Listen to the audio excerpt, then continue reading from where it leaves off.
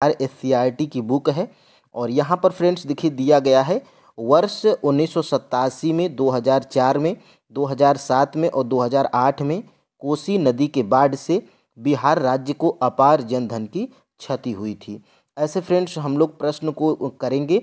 और फिर उसके बाद जैसे कि फ्रेंड्स ये आपको जो है कि स्क्रीन पे प्रश्न जो है कि दिखाई दे रहा होगा, पटना स्थित गांधी सेतु का निर्माण कब किया गया। देखिए फ्रेंड्स ये पहली प्रैक्टिस सेट है, इसलिए मैं आपको पहले दिखा रहा हूँ कि किस तरह हम लोग डेली प्रैक्टिस सेट करने वाले हैं। देखिए पटना स्थित गांधी सेतु का निर्माण कब किया गया था। तो यहाँ पर देखिए ये आपके जो है कि एससीईआरटी बुक में दिया गया है। और आपको फ्रेंड्स पता होगा एनसीईआरटी हो या एससीईआरटी, ये देखिए ये जो ब्रैकेट में करके देता है क्या आप जानते हैं, ये करके देता है, तो ये बहुत ही महत्वपूर्ण हो जाता है। देखिए पटना स्थित गांधी सेतु भारत का सबसे लंबा 7 किलोमीटर सड़क पुल है, जिसका जो है कि निर्माण कब हुआ था, 1984 में हुआ था। तो फ्रेंड्स वीडियो में लास्ट तक बने रहिएगा।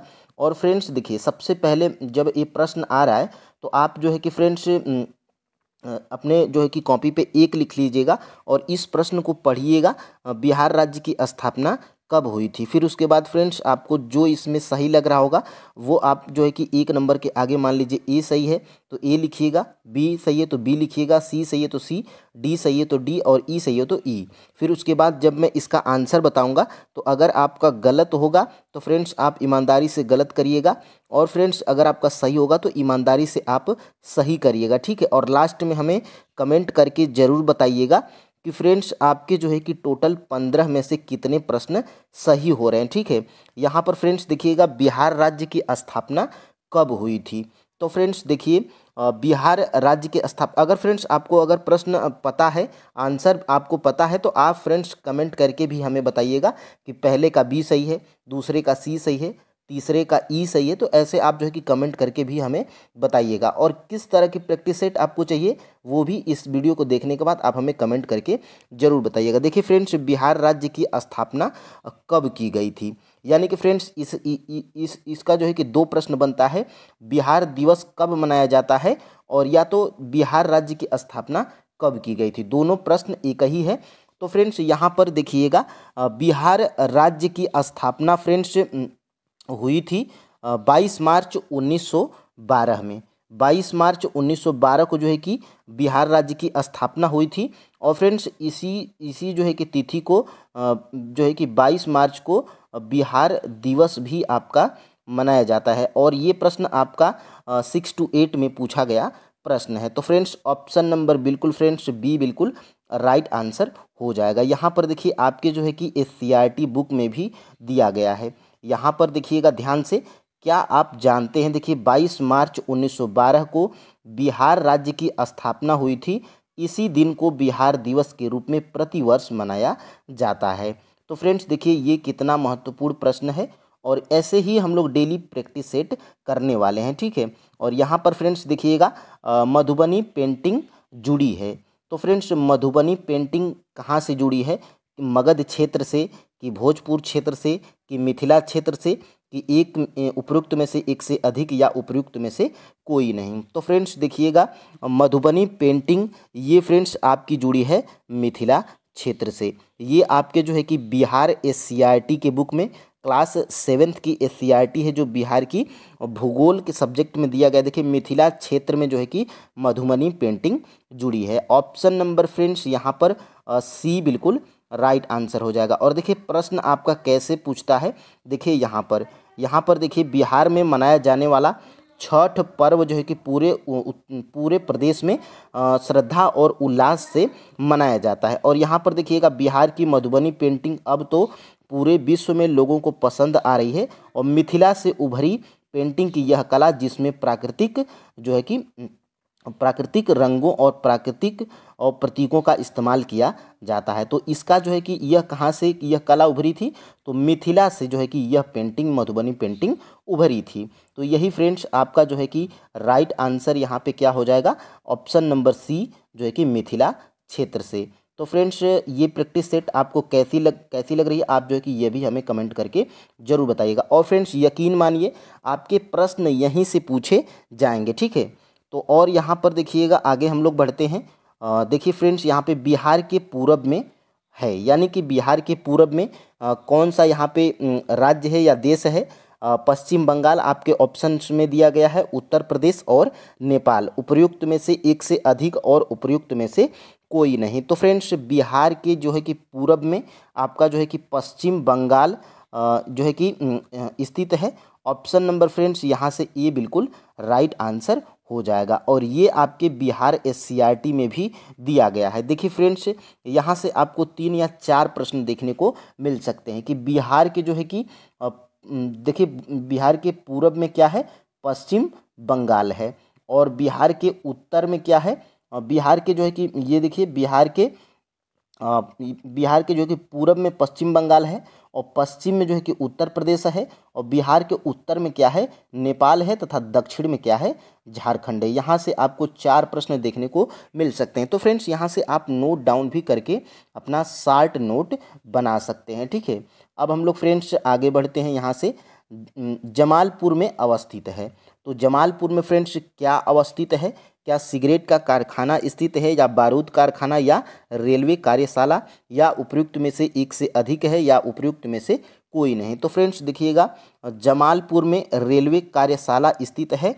ऑप्शन नंबर फ्रेंड्स यहाँ से सी बिल्कुल राइट आंसर हो जाएगा, ठीक है। और देखिए ये आपके जो है कि 7th के एससीईआरटी में भी दिया गया है। देखिए यहाँ से एक प्रश्न में बनाया था, और यहाँ से देखिए जमालपुर में क्या स्थित है? रेलवे की कार्यशाला स्थित है। तो फ्रेंड्स ये आपके बिहार के एससीईआरटी बुक में ज्योग्राफी में दिया गया है, और यहीं से फ्रेंड्स प्रश्न बीपीएससी बनाता भी है, ठीक है। और यहाँ से फ्रेंड्स आपका जो है कि जमालपुर में रेलवे की कार्यशाला स्थित है। अब देखिए फ्रेंड्स यहाँ से निम्न में से कौन से जलवायु को प्रभावित करने वाले कारक हैं जिनमें मुख्य कारक शामिल है, यानी कि निम्नलिखित में से वो कौन से कारक हैं जो जलवायु को प्रभावित करने वाले कारक हैं जिनमें मुख्य कारक शामिल हैं। तो फ्रेंड्स देखिएगा जलवायु को प्रभावित करने वाले कारक इसमें तापमान भी है, समुद्र तल से ऊंचाई भी है, और पवन की दिशा भी है। तो फ्रेंड्स यहाँ से 5 का जो है कि ऑप्शन नंबर कौन सा सही हो जाएगा? ऑप्शन नंबर डी 1 से अधिक है। यहाँ पर देखिएगा ये आपके बिहार एससीईआरटी बुक में दिया गया है। देखिए इसका मुख्य कारण जलवायु को और जो है कि प्रभावित करने वाले विभिन्न कारक हैं, जिनमें मुख्य कारक कौन कौन से शामिल हैं? देखिए अक्षांशीय स्थिति, समुद्र जो है कि तट से दूरी, पर्वतों की दिशा व अवरोध, और समुद्री धाराओं की दिशा, पवन की दिशा, समुद्र तल से ऊंचाई और तापमान। ये जो है कि आपके जलवायु के प्रभावित करने वाले 7 कारक हैं जो कि आपके एग्जाम में प्रश्न बन सकता है, ठीक है। अब देखिए फ्रेंड्स आगे हम लोग बढ़ते हैं। कैटरीना क्या है? तो फ्रेंड्स देखिए कैटरीना क्या है, ये आप शायद पहली बार सुन रहे हो। तो यहाँ पे देखिए कैटरीना क्या एक स्थानीय पवन है? कैटरीना क्या एक प्रतिचक्रवात है? कैटरीना क्या एक चक्रवात है? या उपयुक्त में से एक से अधिक, या उपयुक्त में से कोई नहीं? तो फ्रेंड्स देखिएगा कैटरीना है एक चक्रवात का नाम है। ऑप्शन नंबर फ्रेंड्स यहाँ से सी बिल्कुल राइट आंसर हो जाएगा। ये देखिए आपके 7th के एससीईआरटी बुक में दिया गया है, और यहाँ पर आप जो है कि देख पा रहे होंगे फ्रेंड्स यहाँ से ये चक्रवात है। और चक्रवात में देखिए देश में विभिन्न नामों से जो है कि जाना जाता है, काल बैसाखी, लैला, हरिकेन और कैटरीना। देखिए कैटरीना फ्रेंड्स एक चक्रवात का नाम है, ठीक है, और रीटा टाइफून इत्यादि। और देखिए भारत में 2010 में काल बैसाखी एवं लैला नाम के 2 चक्रवात आए थे। तो ये भी प्रश्न बन सकता है कि जो है कि काल बैसाखी एवं लैला नामक 2 चक्रवात भारत में कब आए थे? तो 2010 में आए थे। ये आपको जो है कि पता होना चाहिए। और देखिए फ्रेंड्स यहाँ से ये प्रति चक्रवात हैं, आप जो है कंफ्यूज नहीं होंगे, ठीक है। अब देखिए फ्रेंड्स आगे हम लोग बढ़ते हैं।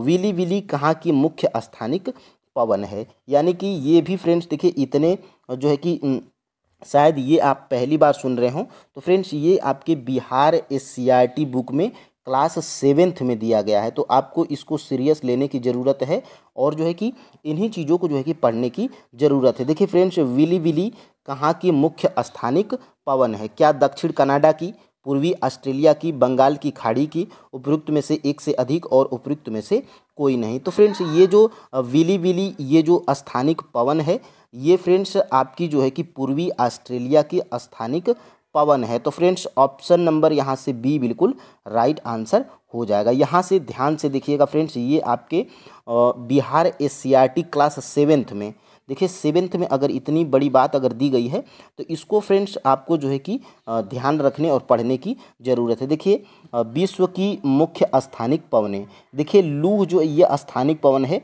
ये विशाल मैदान भारत की स्थानिक पवन है। और फ्रेंड्स ये देखिए ये चिनूक है जो दक्षिण कनाडा में, और विली विली देखिएगा पूर्वी ऑस्ट्रेलिया में। यही से जो है कि मैं प्रश्न को बनाया था। ये विली विली जो है कि ये आपकी पूर्वी ऑस्ट्रेलिया में, और ये जो टार्नेडो एवं ये क्या है डरिकेन है, तो ये अटलांटिक महासागरीय क्षेत्र की स्थानिक पवन है।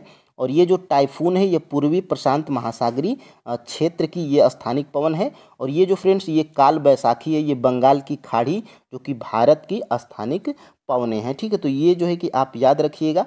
और यहाँ से देखिए स्थानिक पवनें देखिए यहाँ हमारे यहाँ बिहार उत्तर भारत के मैदानी भाग में मई जून में चलने वाली गर्म हवा लू के नाम से जानी जाती है। तो फ्रेंड्स ये स्थानिक पवन है जो कि बिहार में भी बही जाती है। ठीक है, तो यहाँ से प्रश्न आपके एग्जाम में बन सकता है। और ये देखिए ये आपके TRE 3.0 री एग्जाम PRT में प्रश्न पूछा गया था। साइलेंट वैली स्थित है, तो उसमें आपका जो है कि केरल राज्य से संबंधित दिया गया था। तो ये जो साइलेंट वैली है ये जो कि केरल में स्थित है। लेकिन यहाँ से अगर प्रश्न को घुमाएगा तो ये देखिए साइलेंट वैली स्थित प्रश्न वही है, और ये जो है कि ऑप्शंस में हेरफेर किया। देखिए साइलेंट वैली कहाँ पर स्थित है, तो पश्चिमी घाट में, पूर्वी घाट में, या कावेरी घाट में, या उपयुक्त में से एक से अधिक, या उपयुक्त में से कोई नहीं। तो फ्रेंड्स ये जो साइलेंट वैली है ये आपका पश्चिमी घाट में स्थित है। ऑप्शन नंबर फ्रेंड्स यहाँ से ए बिल्कुल राइट आंसर है। ये साइलेंट वैली आपकी पश्चिमी घाट में स्थित है।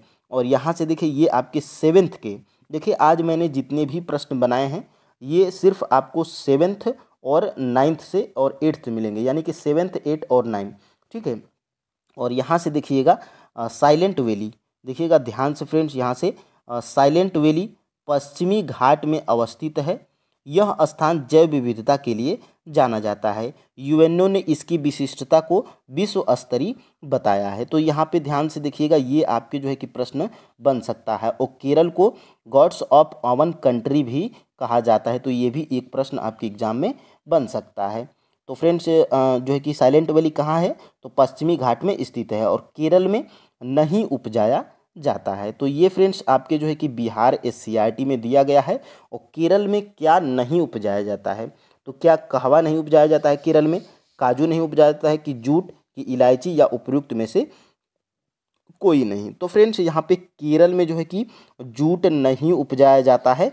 ऑप्शन नंबर फ्रेंड्स यहाँ से सी बिल्कुल राइट आंसर है। और इसी प्रश्न को घुमा सकता है कि केरल में जो है कि क्या उपजाया जाता है, तो 4 जो है कि ऑप्शंस दे देगा, 5 ऑप्शंस दे देगा, और इसमें से जो है कि आप कंफ्यूज हो जाएंगे। ठीक है, तो यहाँ से आप जो है कि नोट कर लीजिए। यहाँ से जो है कि देखिए केरल मुख्यतः कृषि प्रधान देश है। ठीक है, और यहाँ की लगभग आधी जनसंख्या कृषि कार्य से जुड़ी है। यहाँ मुख्य रूप से चावल, नारियल, काली मिर्च, कहवा, काजू, इलायची, रबड़, चाय, सुपारी व गरम मसाले आदि उपजाए जाते हैं। तो इसमें जूट नहीं उपजाया जाता है, और यही जो है कि प्रश्न हमारा पूछा गया था। अब फ्रेंड्स हम लोग आगे बढ़ते हैं, और यहाँ से 10 नंबर के प्रश्न को हम लोग देखते हैं। देखिए भारत में एक्सप्रेसवे नामक सड़क की शुरुआत कब की गई थी, ये जो है कि आपके फ्रेंड्स दिया गया है क्लास जो है कि 8th की SCERT जियोग्राफी में। भारत में एक्सप्रेसवे नामक सड़क की शुरुआत कब की गई थी, तो ये फ्रेंड्स 1974 में की गई थी। ऑप्शन नंबर फ्रेंड्स यहाँ से बी बिल्कुल राइट आंसर है। भारत में एक्सप्रेसवे नामक सड़क की शुरुआत जो है कि 1974 ईस्वी में की गई थी। और यहाँ पर देखिएगा ये जो है कि आपके क्लास 8th की SCERT जियोग्राफी में दिया गया। देखिए 1974 में भारत में एक्सप्रेसवे नामक सड़क की शुरुआत की गई थी। तो फ्रेंड्स ऐसे ही प्रश्न आपके एग्जाम में बनते हैं। ठीक है, और यहाँ से देखिए पटना स्थित गांधी सेतु का निर्माण कब किया गया था, तो पटना स्थित गांधी सेतु का निर्माण जो है कि फ्रेंड्स किया गया था आपका जो है कि 1984 में। ऑप्शन नंबर फ्रेंड्स यहाँ से ए बिल्कुल राइट आंसर है, और ये आपके क्लास 9th के SCERT जियोग्राफी में दिया गया है, बिहार के SCERT बुक में। तो फ्रेंड्स यहाँ से देखिए ये देखिए पटना स्थित गांधी सेतु भारत का सबसे लंबा 7 किलोमीटर सड़क पुल है, जिसका निर्माण जो है कि 1984 में हुआ था। और क्या आप जानते हैं, ऐसे अगर ब्रैकेट में करके दिया गया है तो मान लीजिए फ्रेंड्स कि वो जो है कि मोस्ट इम्पोर्टेंट प्रश्न है। और यहाँ से देखिए ज्ञात कीजिए, तो यहाँ से भी प्रश्न बनता है। तो गांधी सेतु किस नदी पर है, ये आप हमें कमेंट करके ज़रूर बताइएगा, ठीक है। अब फ्रेंड्स हम लोग आगे बढ़ते हैं और ये देखिए यहाँ से फ्रेंड्स देखिए कब कब कोसी नदी के बाढ़ से बिहार को अपार जनधन की क्षति हुई थी। तो फ्रेंड्स बिहार में कोसी नदी के बाढ़ से जो है कि बिहार को अपार जनधन की क्षति हुई थी। तो देखिएगा 1987 में भी बाढ़ आई थी, तो अपार जनधन की क्षति हुई थी बिहार को 2004 में, 2007 में और 2008 में। तो फ्रेंड्स यहाँ पे उपर्युक्त में से एक से अधिक जो है कि आपका राइट आंसर हो जाएगा ऑप्शन नंबर ई हो जाएगा, ठीक है। और यहाँ से देखिए ये भी आपके जो है कि क्लास जो है कि 9th के SCRT जो है कि बुक में दिया गया है ज्योग्राफी में। देखिए क्या आप जानते हैं, देखिए वर्ष 1987, 2004, 2007 और 2008 में कोसी नदी के बाढ़ से बिहार राज्य को अपार जनधन की क्षति हुई थी। तो ये प्रश्न आपका बन सकता है, ठीक है। अब देखिए फ्रेंड्स आगे हम लोग बढ़ते हैं। ये प्रश्न आपने जो है कि देख लिया। और देखिए विश्व की सबसे बड़ी अफवाह बेसिन किस नदी की है, तो ये भी आपके बिहार SCRT में क्लास 9th की में दिया गया है। विश्व की सबसे बड़ी अफवाह बेसिन किस नदी की है, तो फ्रेंड्स ये जो है कि अमेजन नदी की जो है कि विश्व की सबसे बड़ी अफवाह बेसिन है अमेजन नदी की। ऑप्शन नंबर फ्रेंड्स यहाँ से ए बिल्कुल राइट आंसर हो जाएगा। और ये देखिए फ्रेंड्स यहाँ से देखिए दिया गया है विश्व की सबसे बड़ी अफवाह बेसिन जो है कि अमेजन नदी की है, ठीक है। क्या आप जानते हैं करके दिया गया है, तो ये भी प्रश्न जो है कि आपका इम्पोर्टेंट हो जाता है। तो यहाँ से आप जो है कि फ्रेंड्स इन सभी जितने मैं प्रैक्टिस सेट करवाऊंगा इसी तरह के आप जो है कि 60 नोट भी बना सकते हैं। और देखिएगा इस 60 नोट से आपको ज़्यादातर प्रश्न देखने को मिलेंगे। विश्व की सबसे बड़ी अफवाह बेसिन अमेजन नदी की है। और यहाँ से देखिए ज्ञात कीजिए करके दिया गया है भारत में किस नदी का अफवाह बेसिन सबसे बड़ा है। तो भारत में जो है कि फ्रेंड्स ये गंगा नदी का अफवाह बेसिन सबसे बड़ा है। कहाँ पर, भारत में। और विश्व की बात करेंगे तो अमेजन नदी का, ठीक है। यहाँ से 2 प्रश्न। और देखिए फ्रेंड्स आगे हम लोग बढ़ते हैं। बांग्लादेश में गंगा नदी को किस नाम से जाना जाता है, तो फ्रेंड्स बांग्लादेश में जो है कि गंगा नदी को जो है कि सांगपो के नाम से जाना जाता, नहीं फ्रेंड्स यहाँ पे यहाँ पे मेघना के नाम से जाना जाता है। ऑप्शन नंबर फ्रेंड्स यहाँ से बी बिल्कुल राइट आंसर हो जाएगा। बांग्लादेश में गंगा नदी को मेघना के नाम से जाना जाता है। अब देखिए ये प्रश्न कहाँ पर दिया गया है, तो आपके जो है कि फ्रेंड्स क्लास 9th के बिहार SCRT ज्योग्राफी में ही दिया गया है। और यहाँ पे देखिए मुख्य धारा के रूप में बांग्लादेश में प्रविष्ट होती है, जहाँ ब्रह्मपुत्र नदी इनमें से आकर मिल जाती है। इस संगम को क्या कहते हैं, मेघना कहते हैं। और यहीं से जो है कि ये आपका प्रश्न आपका बना था, ठीक है। ये देखिए गंगा नदी है और इसको जो है कि बांग्लादेश में जो है कि मेघना के नाम से जाना जाता है, ठीक है। अब देखिए फ्रेंड्स बिहार का शोक किस नदी को कहा जाता है, तो बिहार का जो है कि शोक जो है कि कोसी नदी को कहा जाता है। ऑप्शन नंबर फ्रेंड्स बी बिल्कुल राइट आंसर हो जाएगा। और ये भी आपके क्लास 9th के SCRT ज्योग्राफी में दिया गया है बिहार SCRT के बुक में। बिहार राज्य को कोसी नदी में बाढ़ आने से अपार क्षति होती है, इसी कारण इस नदी को बिहार का शोक कहा जाता है। और कब कब आया था, तो 1987 में। और यहाँ पे 1987 में। और देखिएगा एक बार और देख लीजिए कोसी नदी में बाढ़ जो है कि कब कब बिहार में आई थी और अपार जो है कि जनधन की क्षति हुई थी। तो यहाँ पर मैंने अभी ऊपर जो है कि प्रश्न आपको करवाया था, यहाँ पे ध्यान से देखिएगा।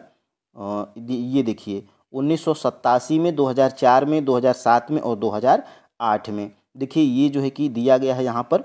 देखिए 1987 में, 2004 में, 2007 में, 2008 में कोसी नदी के बाढ़ से बिहार राज्य को अपार जनधन की क्षति हुई थी। तो फ्रेंड्स आप जो है कि कमेंट करके हमें ज़रूर बताइएगा कि ये क्लास आपको जो है कि कैसी लगी।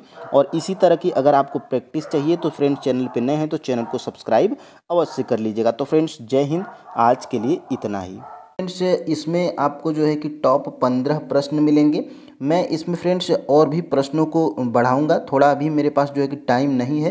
और फ्रेंड्स यहाँ से आपको जो है कि कैसे प्रश्न मिलते हैं, तो यहाँ पर देखिए ये प्रश्न है और आपके जो है कि एनसीईआरटी एससीईआरटी में से कहाँ से मैं प्रश्न बनाया हूँ, मैं इनको जो है कि दिखाते हुए चलूँगा। ठीक है, यहाँ से ये देखिए और फ्रेंड्स यहाँ से ये प्रश्न है, यहाँ से ये प्रश्न है और ये प्रश्न कहाँ से पूछा गया है, तो यहाँ से। ठीक है, तो फ्रेंड्स वीडियो में लास्ट तक बने रहिएगा और चैनल पे नए हैं तो चैनल को सब्सक्राइब भी अवश्य करिएगा। यहाँ पर फ्रेंड्स देखिए चंद्रमा के गुरुत्वाकर्षण से जल ऊंचाई की ओर उठता है और यह स्थिति कहलाती है। तो फ्रेंड्स जब चंद्रमा के गुरुत्वाकर्षण से जल ऊंचाई की ओर उठता है, यह स्थिति क्या कहलाती है? तो फ्रेंड्स यह स्थिति फ्रेंड्स यहाँ पर ज्वार कहलाती है। ऑप्शन नंबर यहाँ पर फ्रेंड्स बी बिल्कुल राइट आंसर हो जाएगा।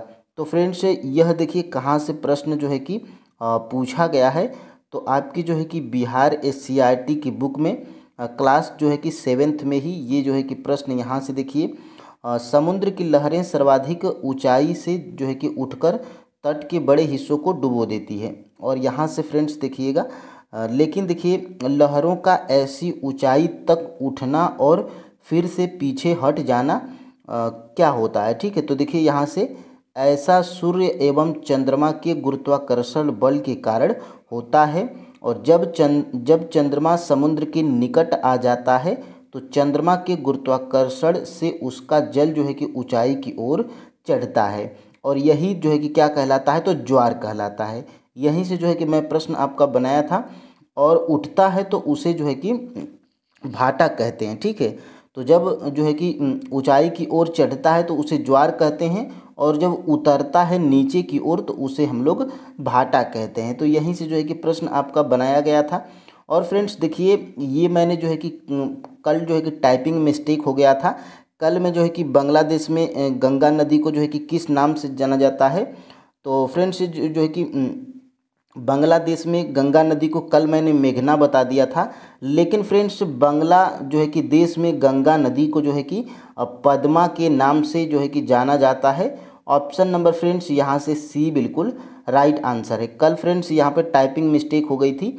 और यहाँ से फ्रेंड्स देखिएगा ये जो है कि कहाँ से प्रश्न जो है कि बनाया गया था, तो देखिए ये मैं जो है कि कल आपको यहाँ से दिखाया था और मेघना बता दिया था। बांग्लादेश में प्रविष्ट होती है जहाँ ब्रह्मपुत्र नदी उसमें आकर मिल जाती है, इस संगम को हम लोग मेघना कहते हैं। ये मैं जो है कि कल बताया था, लेकिन फ्रेंड्स आप जो है कि नोट डाउन करिएगा।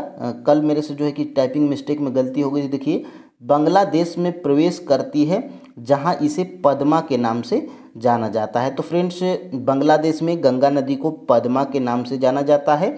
और ये फ्रेंड्स आप जो है कि मेघना किसे कहेंगे, तो देखिए ये दूसरी भाग में मुख्य धारा के रूप में बांग्लादेश में प्रविष्ट होती है जहां ब्रह्मपुत्र नदी इसमें आकर मिल जाती है। और जब जो है कि गंगा नदी में ब्रह्मपुत्र नदी जब आकर मिल जाती है तो इसी संगम को हम लोग क्या कहते हैं? मेघना कहते हैं। ठीक है, तो इसे फ्रेंड्स आप जो है कि याद रखिएगा। और यहाँ से आगे हम लोग बढ़ते हैं। बिहार के लखीसराय में कौन सी झील है? तो फ्रेंड्स बिहार के लखीसराय में कौन सी झील है, आप हमें कमेंट करके ज़रूर बताइए। और फ्रेंड्स जो है कि आपके लास्ट में से टोटल 15 में से कितने प्रश्न सही होते हैं, ये भी आप हमें कमेंट करके ज़रूर बताइएगा। देखिए फ्रेंड्स मैं जो है कि यहाँ से प्रश्न आपका एनसीईआरटी और एससीईआरटी से इसलिए करवा रहा हूँ क्योंकि फ्रेंड्स आपने हमारी प्रूफ वाली जो वीडियो देखी होगी जिसमें मैं टीआरई 1 के, टीआरई 2 के और टीआरई 3 के प्रश्नों को जो है कि प्रूफ के साथ में दिखाया था। तो वो सारे प्रश्न आपके जो है कि एनसीईआरटी और एससीईआरटी से ही पूछे गए थे। तो इसीलिए फ्रेंड्स मैं जो है कि एनसीईआरटी और एससीईआरटी आधारित आपको जो है कि प्रैक्टिस सेट करवा रहा हूँ। ठीक है, यहाँ से देखिएगा बिहार के लखीसराय में कौन सी झील है? तो फ्रेंड्स बिहार के लखीसराय में कांवर झील है, बैकाल झील है, बरेला झील है, या उपयुक्त में से एक से अधिक, या उपयुक्त में से कोई नहीं। तो फ्रेंड्स बिहार के लखीसराय में जो है कि यहाँ पे बरेला झील है। ऑप्शन नंबर फ्रेंड्स यहाँ से सी बिल्कुल राइट आंसर हो जाएगा।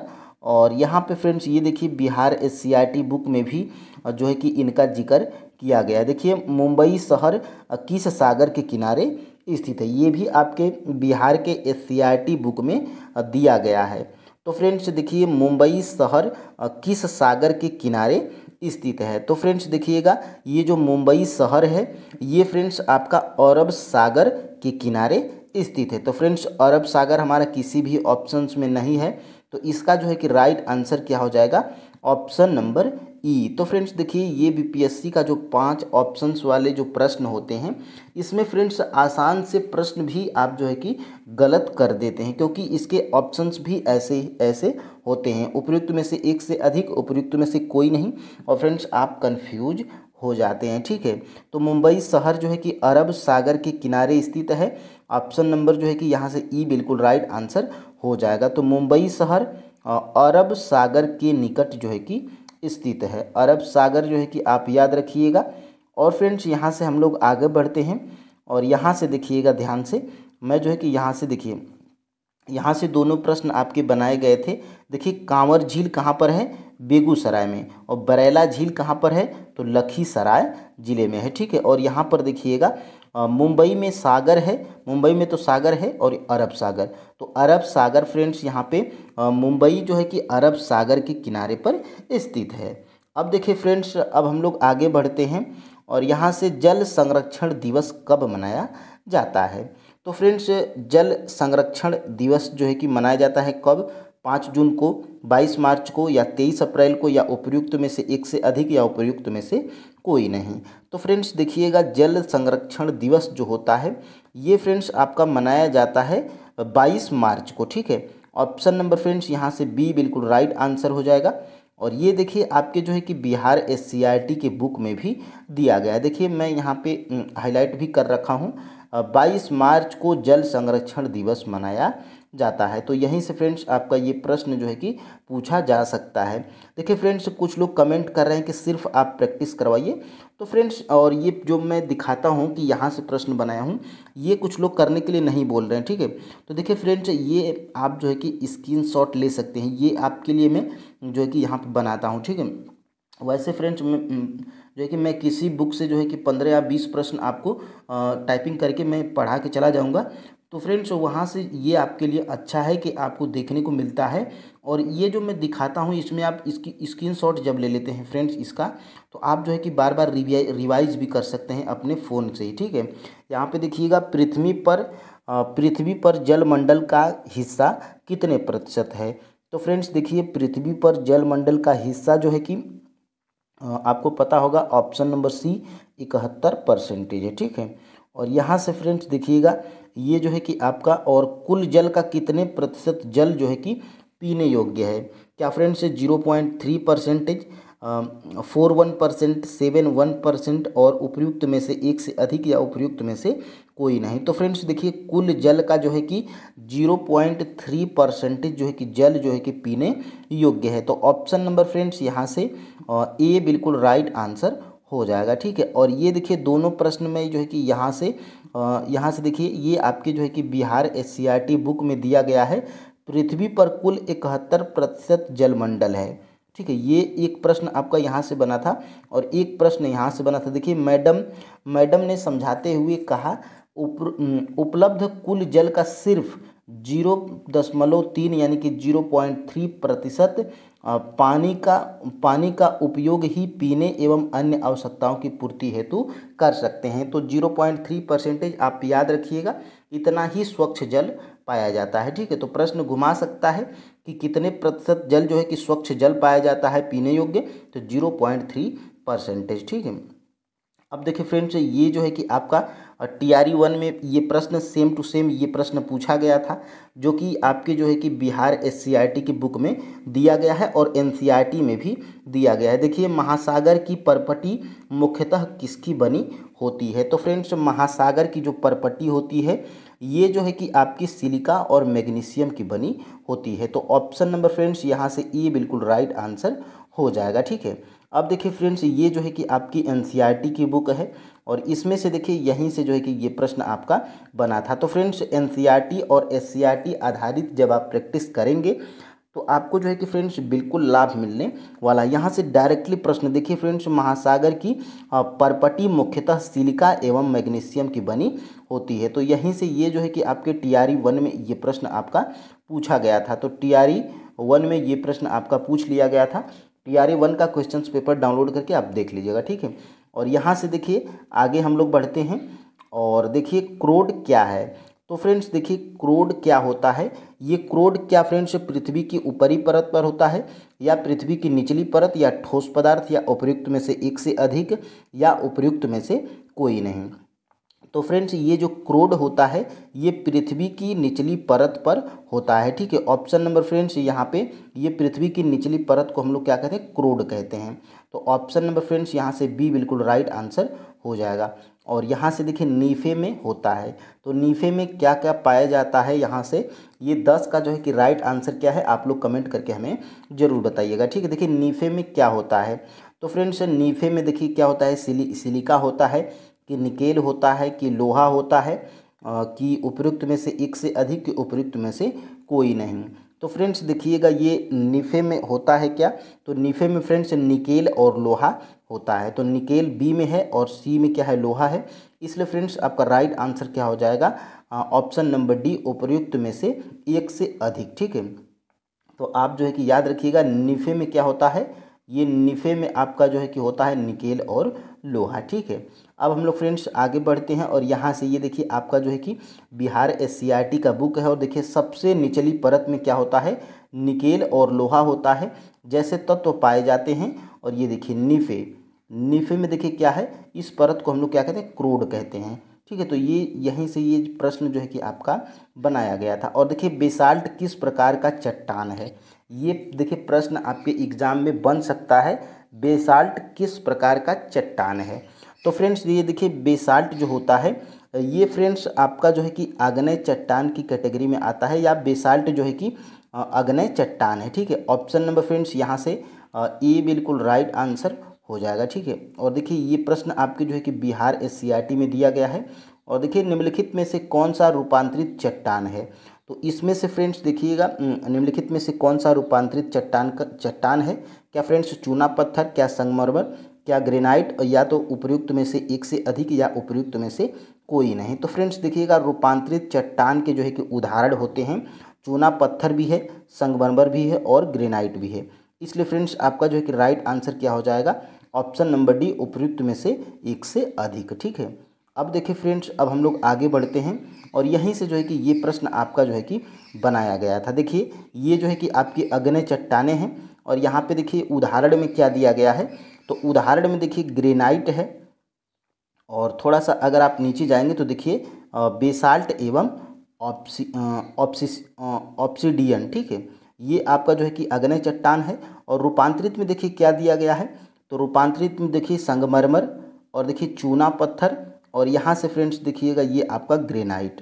तो ये आपके जो है कि रूपांतरित चट्टानों के एग्जाम्पल हैं, आप जो है कि इसको याद रखिएगा, ठीक है। अब देखिए फ्रेंड्स ब्राज़ील में झूम कृषि को किस नाम से जाना जाता है, तो फ्रेंड्स देखिएगा ब्राज़ील में झूम कृषि को क्या मिल्पा के नाम से जाना जाता है, क्या लद्दांग के नाम से जाना जाता है, क्या कुमारी के नाम से जाना जाता है। तो फ्रेंड्स देखिएगा ये ब्राज़ील में जो है कि झूम नाम की कृषि को जो है कि हम लोग रोका के नाम से जानते हैं, ठीक है। तो ब्राज़ील में यहाँ पे आप लोग जो है कि लिख लीजिएगा, ये जो है कि आपका ब्राज़ील में जो है कि ये आपकी झूम कृषि को किस नाम से जाना जाता है, तो रोका के नाम से जाना जाता है, ठीक है।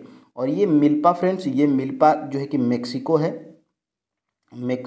ये जो है कि झूम कृषि को जो है कि मेक्सिको में मिल्का के नाम से जाना जाता है, ठीक है। तो मेक्सिको आप जो है कि इसको याद रखिएगा। और यहाँ से फ्रेंड्स देखिएगा ये लद्दांग, तो लद्दांग जो है कि ये मलेशिया में इसको बोलते हैं, ठीक है। मलेशिया की जो है कि ये झूम कृषि को मलेशिया में लद्दांग के नाम से जाना जाता है। और फ्रेंड्स ये देखिएगा ये जो है कि झूम कृषि को केरल में जो है कि कुमारी के नाम से जाना जाता है। तो ये तीनों आप जो है कि याद रखिएगा और यहाँ से इसको आप स्क्रीनशॉट ले लीजिए। देखिए फ्रेंड्स ये आपके SCRT में दिया गया है। देखिए फ्रेंड्स विश्व के अनेक भागों में झूम कृषि की जाती है जिन्हें विभिन्न देशों में विभिन्न नामों से जाना जाता है, जैसे वेनेजुएला में देखिए कोनको के नाम से, और मलेशिया में लद्दांग के नाम से, मैक्सिको में जो है कि मिल्पा के नाम से, और ब्राज़ील में जो है कि रोका के नाम से जाना जाता है। तो ये आप जो है कि याद रखिएगा। और ये जो है कि आपकी जो है कि ये हमारे भारत में देखिएगा ये असम और उत्तर पूर्व के क्षेत्रों में झूम खेती के नाम से जाना जाता है। और देखिए आंध्र प्रदेश में पोंडू के नाम से, और उड़ीसा में जो है कि पामा डाबी के नाम से, और केरल के कुछ जो है कि क्षेत्रों में कुमारी के नाम से, और राजस्थान में वालरे के नाम से, और हिमालय क्षेत्र में जो है कि खील तथा झारखंड में कुरुल के नाम से जाना जाता है। तो ये आप जो है कि स्क्रीनशॉट ले सकते हैं और यहीं से जो है कि आप इसको याद रख सकते हैं। ठीक है, देखिए बिहार का कौन सा जिला गन्ना उत्पादन में पहले स्थान पर है? तो फ्रेंड्स देखिएगा, ये आपका जो है कि पूछा गया है 6 to 8 में। बिहार का ये जो है कि आपके पीआरटी में भी पूछा गया है। कैंसिल वाला जो एग्ज़ाम हुआ था, TRE 3.0 का जो कैंसिल वाला एग्ज़ाम हुआ था, जो रद्द हो गया था, उसमें ये प्रश्न जो है कि पूछा गया था, बिहार का कौन सा जिला गन्ना उत्पादन में पहले स्थान पर है?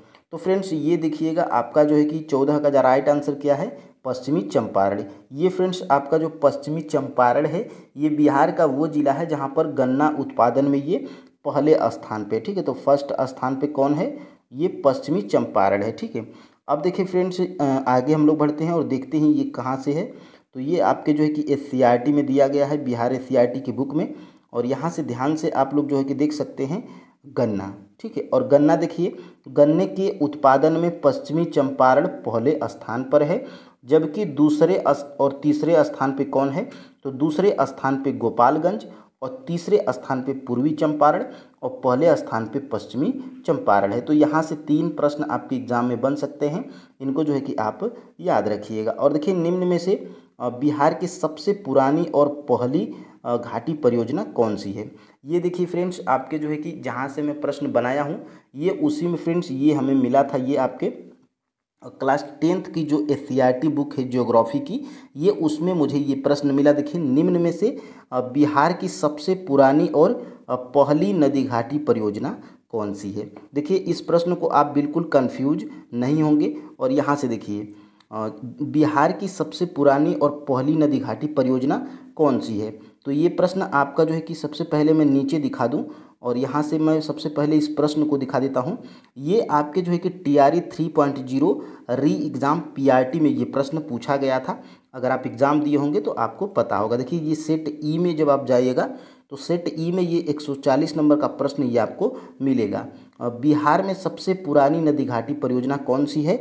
तो इसका जो है कि आयोग जब फाइनल आंसर की जब बताया था, तो ऑप्शन नंबर ए जो है कि बताया था दामोदर नदी घाटी परियोजना बिहार में सबसे पुरानी नदी घाटी परियोजना है। ठीक है, और इसका जो है कि मैं आपको फाइनल आंसर की भी इसीलिए लाया हूँ। यहाँ पर आप लोग जो है कि देख सकते हैं 140 का देखिए ई है, 140 का ए है। ठीक है, 140 का ए, यानी कि बिहार की सबसे पुरानी नदी घाटी परियोजना दामोदर नदी घाटी परियोजना है। ठीक है, लेकिन फ्रेंड्स अगर आप बात करेंगे, देखिए मैं क्लास 10th की बिहार SCERT की बुक जब पढ़ रहा था, जब ये मैं प्रश्न बना रहा था, तो देखिए ये यहाँ पर जो है कि दिया गया है। देखिए सोन नदी घाटी परियोजना, देखिए इसमें साफ साफ लिखा गया है, यह परियोजना बिहार की सबसे पुरानी और पहली नदी घाटी परियोजना है।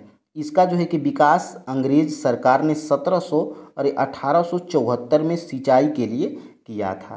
तो फ्रेंड्स ये आपके बिहार SCERT की बुक में दिया गया है, लेकिन आयोग जो माना है हम लोग उसी को मानेंगे। ठीक है, तो फ्रेंड्स आप जो है कि इसको सन के हिसाब से भी रख सकते हैं। देखिए आप जो है कि प्रश्न पूछा गया कि बिहार की सबसे पुरानी नदी घाटी परियोजना, और फाइनल आंसर की में जो है कि आयोग हमें दामोदर नदी घाटी परियोजना बताता है। तो यहाँ पे दामोदर नदी घाटी परियोजना का जो है कि कब बना था, तो यहाँ से आप जो है कि याद रखिएगा। देखिए दामोदर ये कब हुआ था? तो ये जो है कि आपका 1948 में। ठीक है, ये 1948 में। लेकिन सबसे पुराने की बात करिएगा तो ये जो है कि आपका 1874 में। ये आपका जो है कि क्या है? ये जो है कि आपका सोन है। ठीक है, तो 1874 आप सन याद रखिएगा, ये सोन का है, और दामोदर का 1948 है। ठीक है, तो यहीं से फ्रेंड्स ये आपका जो है कि प्रश्न बनाया गया था, निम्न में से बिहार की सबसे पुरानी नदी घाटी परियोजना और पहली नदी घाटी परियोजना कौन है? तो दामोदर है। ऑप्शन नंबर फ्रेंड्स यहाँ से ए बिल्कुल राइट आंसर हो जाएगा। ठीक है, और यहीं से ये प्रश्न आपका जो है कि पूछा गया था। और लेकिन फ्रेंड्स यहाँ से ये आपके बिहार SCERT में दिया गया था, जिसको मैं बता दिया। और फ्रेंड्स ये आपके जो है कि TRE 3.0 री एग्जाम PRT में पूछा गया था, और इसमें फाइनल आंसर की में जो है कि दामोदर नदी घाटी परियोजना को ही बताया गया है। तो दामोदर जो है कि आप इसको याद रखिएगा। और यहाँ से सोन का जो है कि ये जो है कि 1874 है। और दामोदर का आप याद रखिएगा, दामोदर का आप लोग याद रखिएगा यहाँ पे 1948। ठीक है, कराए जाते हैं। तो ये प्रश्न है। और फ्रेंड्स ये आपके जो है कि एससीईआरटी बुक से कहाँ पर से बनाया गया है, या वहाँ पे उस पेज को भी जो है कि दिखाया जाता है। और फ्रेंड्स आप जो है कि इसको स्क्रीनशॉट भी ले सकते हैं। यहाँ पर ये प्रश्न है, और फ्रेंड्स यहाँ पर ये प्रश्न है, यहाँ से बनाया गया है। और फ्रेंड्स यहाँ पर देखिए ये प्रश्न है, और यहाँ पे इस प्रश्न को यहाँ से जो है कि बनाया गया है। ठीक है। और फ्रेंड्स और यहाँ पे देखिए जो प्रश्न आपके जो है कि एग्ज़ाम में पूछे गए होते हैं, उन प्रश्नों को भी यहाँ पर जो है कि दिखाया जाता है कि ये प्रश्न जो है कि आपके बिहार एससीईआरटी बुक से आपके 6 to 8 में, 1 to 5 में ये प्रश्न जो है कि आपके पूछे गए हैं। जैसे फ्रेंड्स, जैसे ये प्रश्न आप जो है कि यहाँ पे देख पा रहे होंगे, ये आपके जो है कि TRE 3.0 6 to 8 SST वाले में ये प्रश्न आपका पूछा गया था, जियोग्राफी वाले सेक्शन में। जियोग्राफी यानी कि ये 35 नंबर का जो सवाल है। देखिए, भारत में सन 1904 में प्रथम सीमेंट उद्योग संयंत्र कहाँ स्थापित किया गया था? तो फ्रेंड्स ये जो है कि आपका चेन्नई में स्थापित किया गया था। ऑप्शन नंबर फ्रेंड्स यहाँ से सी बिल्कुल राइट आंसर है। और ये प्रश्न देखिए आपका कहाँ जो है कि कहाँ से पूछा गया है? तो ये प्रश्न जो है कि आपका पूछा गया है, यहाँ पर आप जो है कि देख पा रहे होंगे, यहाँ से देखिए, यहाँ से ये कहाँ से पूछा गया है? तो 2001 में, यहाँ पर आप जो है कि 1904, यहाँ पे देखिए ये प्रश्न आपका कहाँ से पूछा गया था? ये जो है कि 1904 वाला, ये देखिए, भारत में सन 1904 में प्रथम सीमेंट उद्योग संयंत्र कहाँ स्थापित हुआ था? चेन्नई में। और ये जो है कि आपके फ्रेंड्स बिहार एससीईआरटी के बुक में यहाँ पर दिया गया है। जब आप क्लास 10th की एससीईआरटी ज्योग्राफी की जब आप खोलिएगा तो देखिए यहाँ पर दिया गया है, पहला सीमेंट संयंत्र 1904 में चेन्नई में स्थापित किया गया था। तो ये प्रश्न फ्रेंड्स आपके जो है कि सारे प्रश्न आपके जो है कि बिहार एससीईआरटी और एनसीईआरटी को मैच करके बनाए जा रहे हैं। और मैं जो है कि प्रूफ के साथ में भी दिखाते हुए चलता हूं। और यहाँ पर देखिए अब हम लोग इस प्रैक्टिस को स्टार्ट करते हैं। ठीक है फ्रेंड्स, आप जो है कि कमेंट करके हमें ज़रूर बताइएगा कि आपके टोटल इसमें से देखिए 15 में से, वैसे तो इसमें 20 प्रश्न आपको मिलते हैं, लेकिन फ्रेंड्स 15 आप जो है कि इसमें से 4 प्रश्न आपको मैं प्रीवियस ईयर का उसमें ऐड किया हूं, तो उसको नहीं जोड़ रहा हूं। 15 में से आपके टोटल कितने सही होते हैं आप हमें कमेंट करके ज़रूर बताइएगा। ठीक है, यहाँ से देखिए अब हम लोग स्टार्ट करेंगे। ब्रह्मपुत्र नदी को तिब्बत में किस नाम से जाना जाता है? तो फ्रेंड्स ब्रह्मपुत्र नदी को तिब्बत में किस नाम से जाना जाता है? क्या दिहांग के नाम से जाना जाता है? क्या जमुना के नाम से जाना जाता है? क्या ब्रह्मपुत्र नदी को तिब्बत में सांगपो के नाम से जाना जाता है? कि एक से अधिक या उपर्युक्त में से कोई नहीं? तो फ्रेंड्स देखिए, ब्रह्मपुत्र नदी को तिब्बत में जो है कि सांगपो के नाम से जाना जाता है। ऑप्शन नंबर फ्रेंड्स यहाँ से सी बिल्कुल राइट आंसर हो जाएगा। ठीक है, देखिए आप जो है कि अगर आपको आंसर पता है तो वीडियो को पॉज करके आप कमेंट करके भी हमें बता सकते हैं। यहाँ पर देखिएगा, अब हम लोग बढ़ते हैं। और ये देखिए आपके जो है कि बिहार एससीईआरटी के बुक में यहाँ पर दिया गया है। देखिए फ्रेंड्स यहाँ से जो है कि दिया गया है, और यहाँ से देखिए ब्रह्मपुत्र नदी को तिब्बत में जो है कि देखिए, ब्रह्मपुत्र नदी को तिब्बत में सांगपो के नाम से जाना जाता है। और बांग्लादेश में जो है कि ब्रह्मपुत्र नदी को जमुना के नाम से जाना जाता है। ये जो है कि आपको पता होना चाहिए। ठीक है, और यहाँ से देखिएगा फ्रेंड्स, यहाँ से मैं आपको जो है कि दिखा दूँ। देखिए दिहांग, दिहांग जो है कि ये अरुणाचल प्रदेश में जो है कि जाना जाता है, ब्रह्मपुत्र नदी को जो है कि अरुणाचल प्रदेश में। ठीक है, तो इसको आप जो है कि अरुणाचल प्रदेश, और जमुना जो है कि फ्रेंड्स ये बांग्लादेश में। ठीक है, बांग्लादेश में। और ये जो है कि सांगपो को, ये जो है कि ब्रह्मपुत्र नदी को जो है कि ब्रह्मपुत्र नदी को तिब्बत में सांगपो के नाम से जाना जाता है। तो ये आप जो है कि यहाँ से देख सकते हैं। यहाँ पे देखिए, देखिए ब्रह्मपुत्र नदी है, और ये देखिए इस नदी की उत्पत्ति कहाँ से होती है? तिब्बत स्थित मानसरोवर झील से हुई है। और इस ब्रह्मपुत्र नदी की लंबाई कितनी है? तो 2900 किलोमीटर से अधिक है। ठीक है, और देखिए अरुणाचल प्रदेश में गार्ज के माध्यम से प्रवेश करती है। इसे यहाँ स्थानीय भाषा में दिहांग के नाम से जाना जाता है। तो अरुणाचल प्रदेश में ब्रह्मपुत्र नदी को दिहांग के नाम से जाना जाता है और ब्रह्मपुत्र नदी को जो है कि यहाँ पे तिब्बत में सांगपो के नाम से जाना जाता है और बांग्लादेश में ये जो है कि ब्रह्मपुत्र नदी को जमुना के नाम से जाना जाता है। तो ये सारे फैक्ट हैं। और देखिए एससीईआरटी और एनसीईआरटी की खास बात ये है कि ब्रैकेट में ये जो है कि घेर के दे देता है क्या आप जानते हैं, और यहीं से अधिकतर प्रश्न आपके एग्जाम में देखने को मिलते हैं। ठीक है, अब देखिए फ्रेंड्स यहाँ से अब हम लोग आगे बढ़ते हैं। देखिए भारत का दूसरा सबसे बड़ा जलप्रपात कौन सा है? तो फ्रेंड्स जो है कि कुंचिकल जलप्रपात, शिव समुद्रम जलप्रपात की दूध सागर जलप्रपात की उपर्युक्त में से एक से अधिक या उपर्युक्त में से कोई नहीं। तो देखिएगा भारत का दूसरा सबसे बड़ा जलप्रपात फ्रेंड्स यहाँ पर शिव समुद्रम है। शिव समुद्रम जलप्रपात जो है कि भारत का दूसरा जो है कि सबसे बड़ा जलप्रपात है, दूसरा। ठीक है, ट्विंड आप देख लेंगे, दूसरा है ये भारत का दूसरा सबसे बड़ा जलप्रपात शिव समुद्रम है। और फ्रेंड्स दूसरा और जो है कि सबसे बड़ा यानी कि सबसे बड़ा जलप्रपात भारत का कौन सा है? तो ये है फ्रेंड्स आपका जो है कि कुंचिकल जलप्रपात। तो ये जो है कि फर्स्ट है और ये जो है कि आपका सेकेंड है। ठीक है, और यहाँ से आपका राइट आंसर क्या है? ऑप्शन नंबर बी है। और ये देखिए आपके जो है कि बिहार एससीईआरटी के बुक में भी यहाँ पर दिया गया है। देखिए फ्रेंड्स कावेरी नदी है। ठीक है, और कावेरी नदी की उत्पत्ति पश्चिमी घाट स्थित ब्रह्मगिरी पहाड़ी से हुई है और इसकी लंबाई कितनी है? लगभग 760 किलोमीटर है।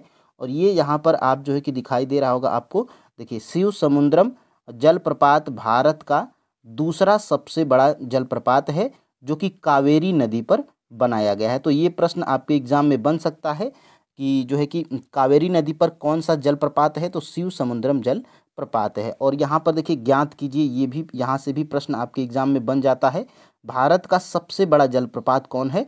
तो ये आपका जो है कि कुंचिकल जलप्रपात जो कि आपने ऊपर देखा था। ठीक है, अब देखिए फ्रेंड्स अब हम लोग आगे बढ़ते हैं। भारत सरकार ने गंगा कार्य परियोजना कब प्रारंभ किया था? तो भारत सरकार ने गंगा कार्य परियोजना ये जो है कि 1947 की, 1885 की, 1785 की, उपर्युक्त में से एक से अधिक की, उपर्युक्त में से कोई नहीं। तो फ्रेंड्स देखिएगा भारत सरकार ने गंगा कार्य परियोजना ये जो है कि 1985 में जो है कि शुरू किया था, 1985 में। तो फ्रेंड्स 1985 आपका किसी भी ऑप्शन में नहीं है, तो यहाँ पर उपर्युक्त में से कोई नहीं आपका राइट आंसर होगा।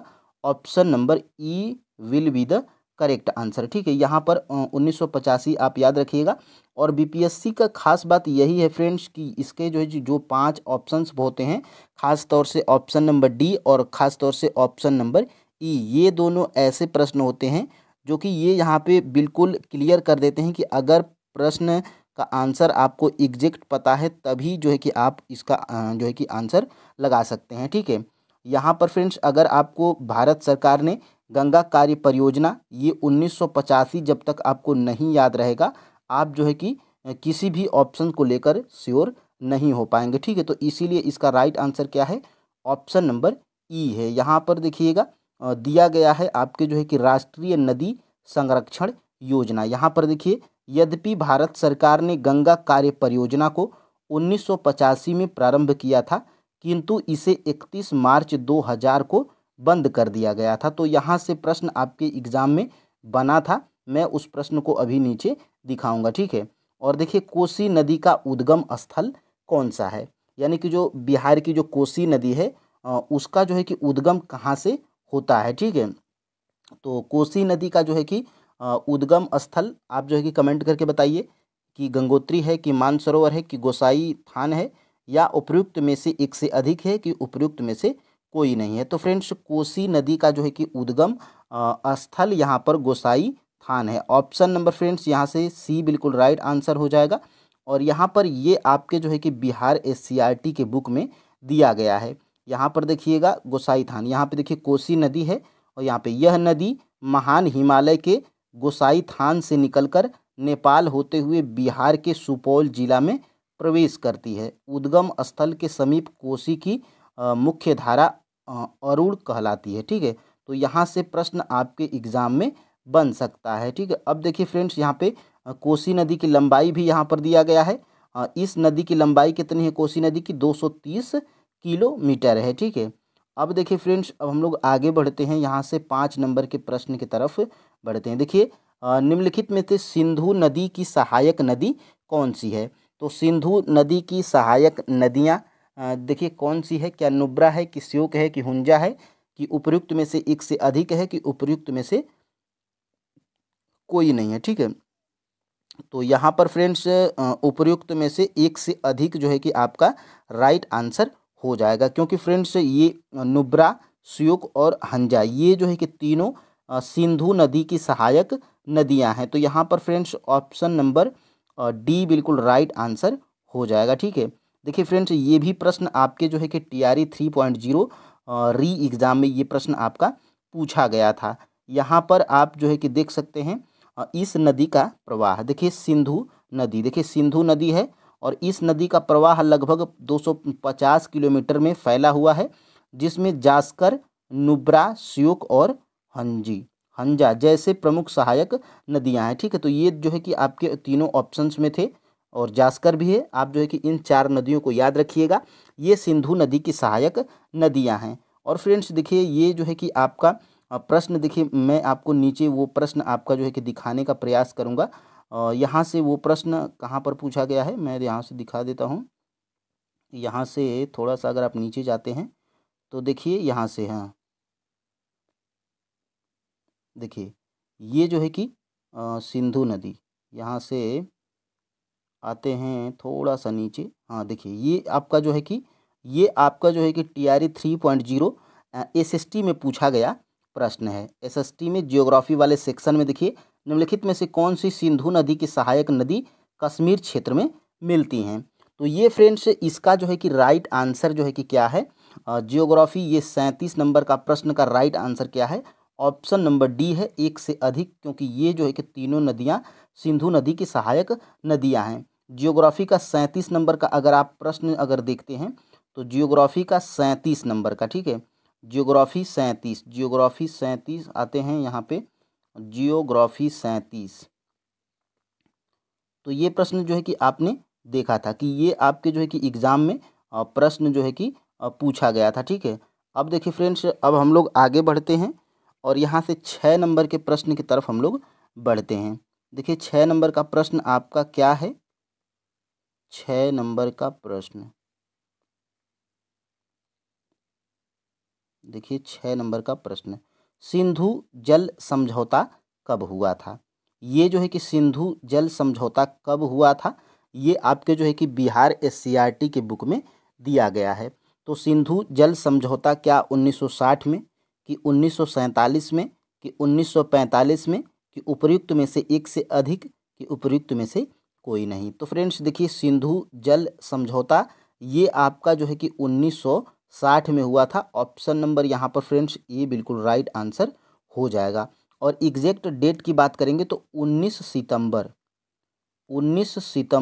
1960 को जो है कि ये आपका जो है कि सिंधु जल समझौता हुआ था भारत और पाकिस्तान के बीच में। जैसे आपने देखा कि अभी जो ऑपरेशन सिंदूर चला था, उससे पहले जो घटना हुई थी तो उसमें फ्रेंड्स सबसे पहले जो है कि सिंधु जल को भारत के द्वारा रोका गया था। ठीक है, तो यही है इसका जो है कि सिंधु जल समझौता 1960 में भारत और पाकिस्तान के बीच में हुआ था।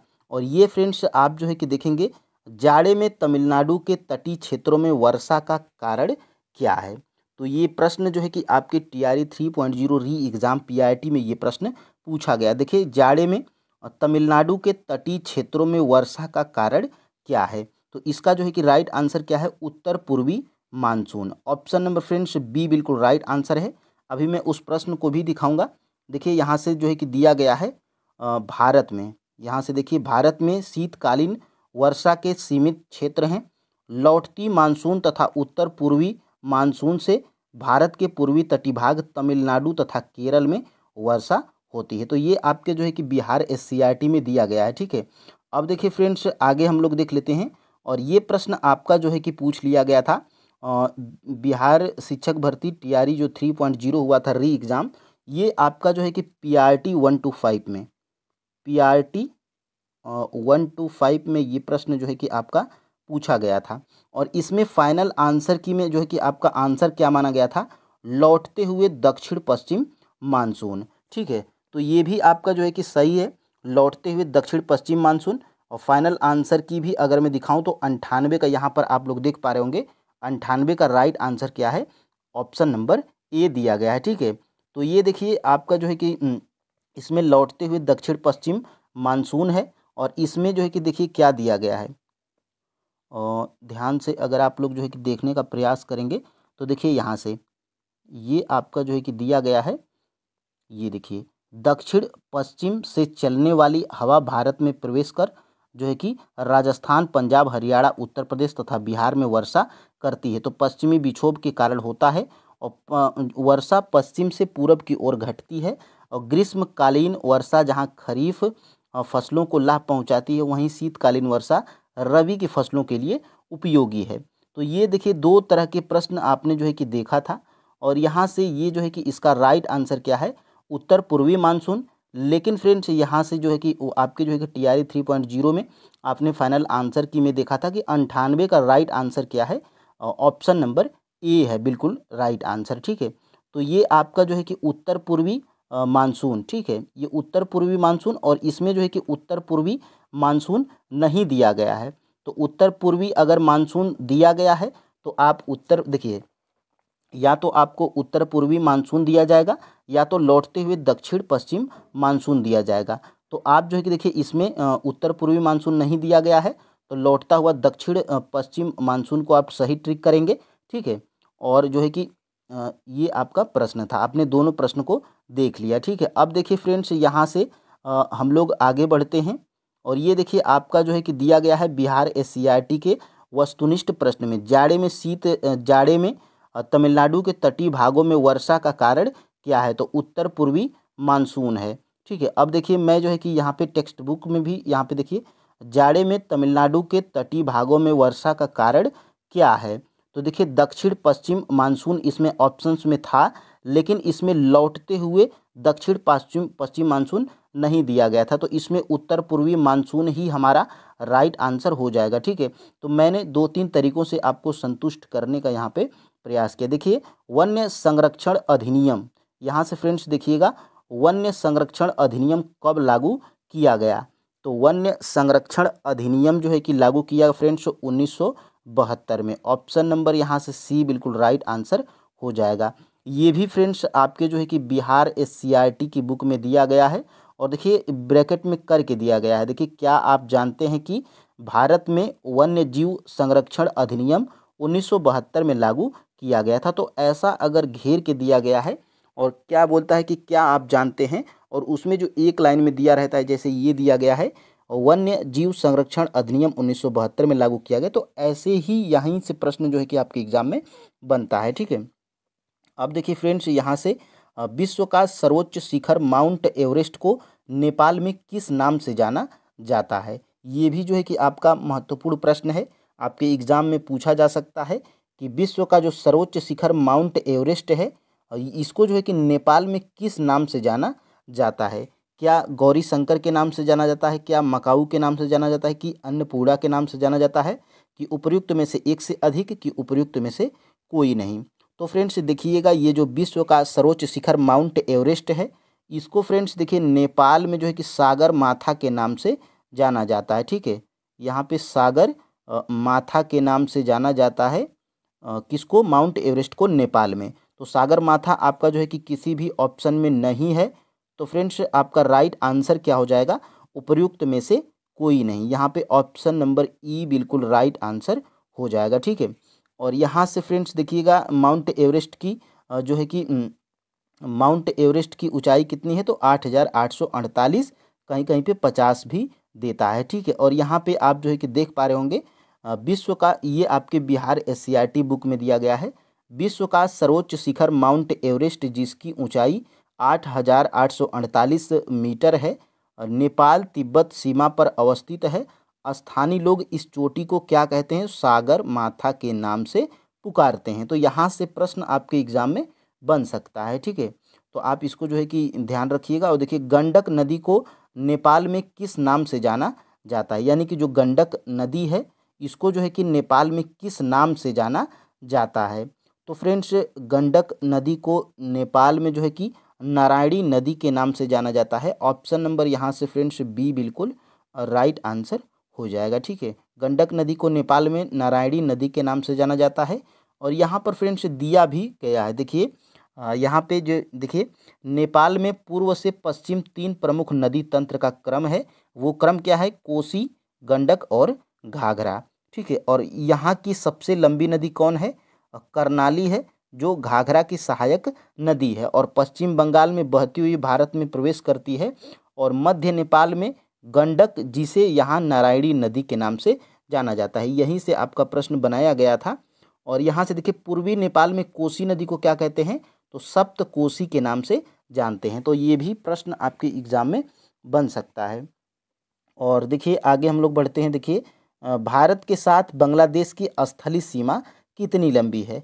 एक इसी तरह का प्रश्न आपके TRE 3.0 री एग्ज़ाम PRT में पूछा गया था। उसको मैं नीचे अभी दिखाऊंगा। देखिए भारत के साथ बांग्लादेश की स्थलीय सीमा कितनी लंबी है?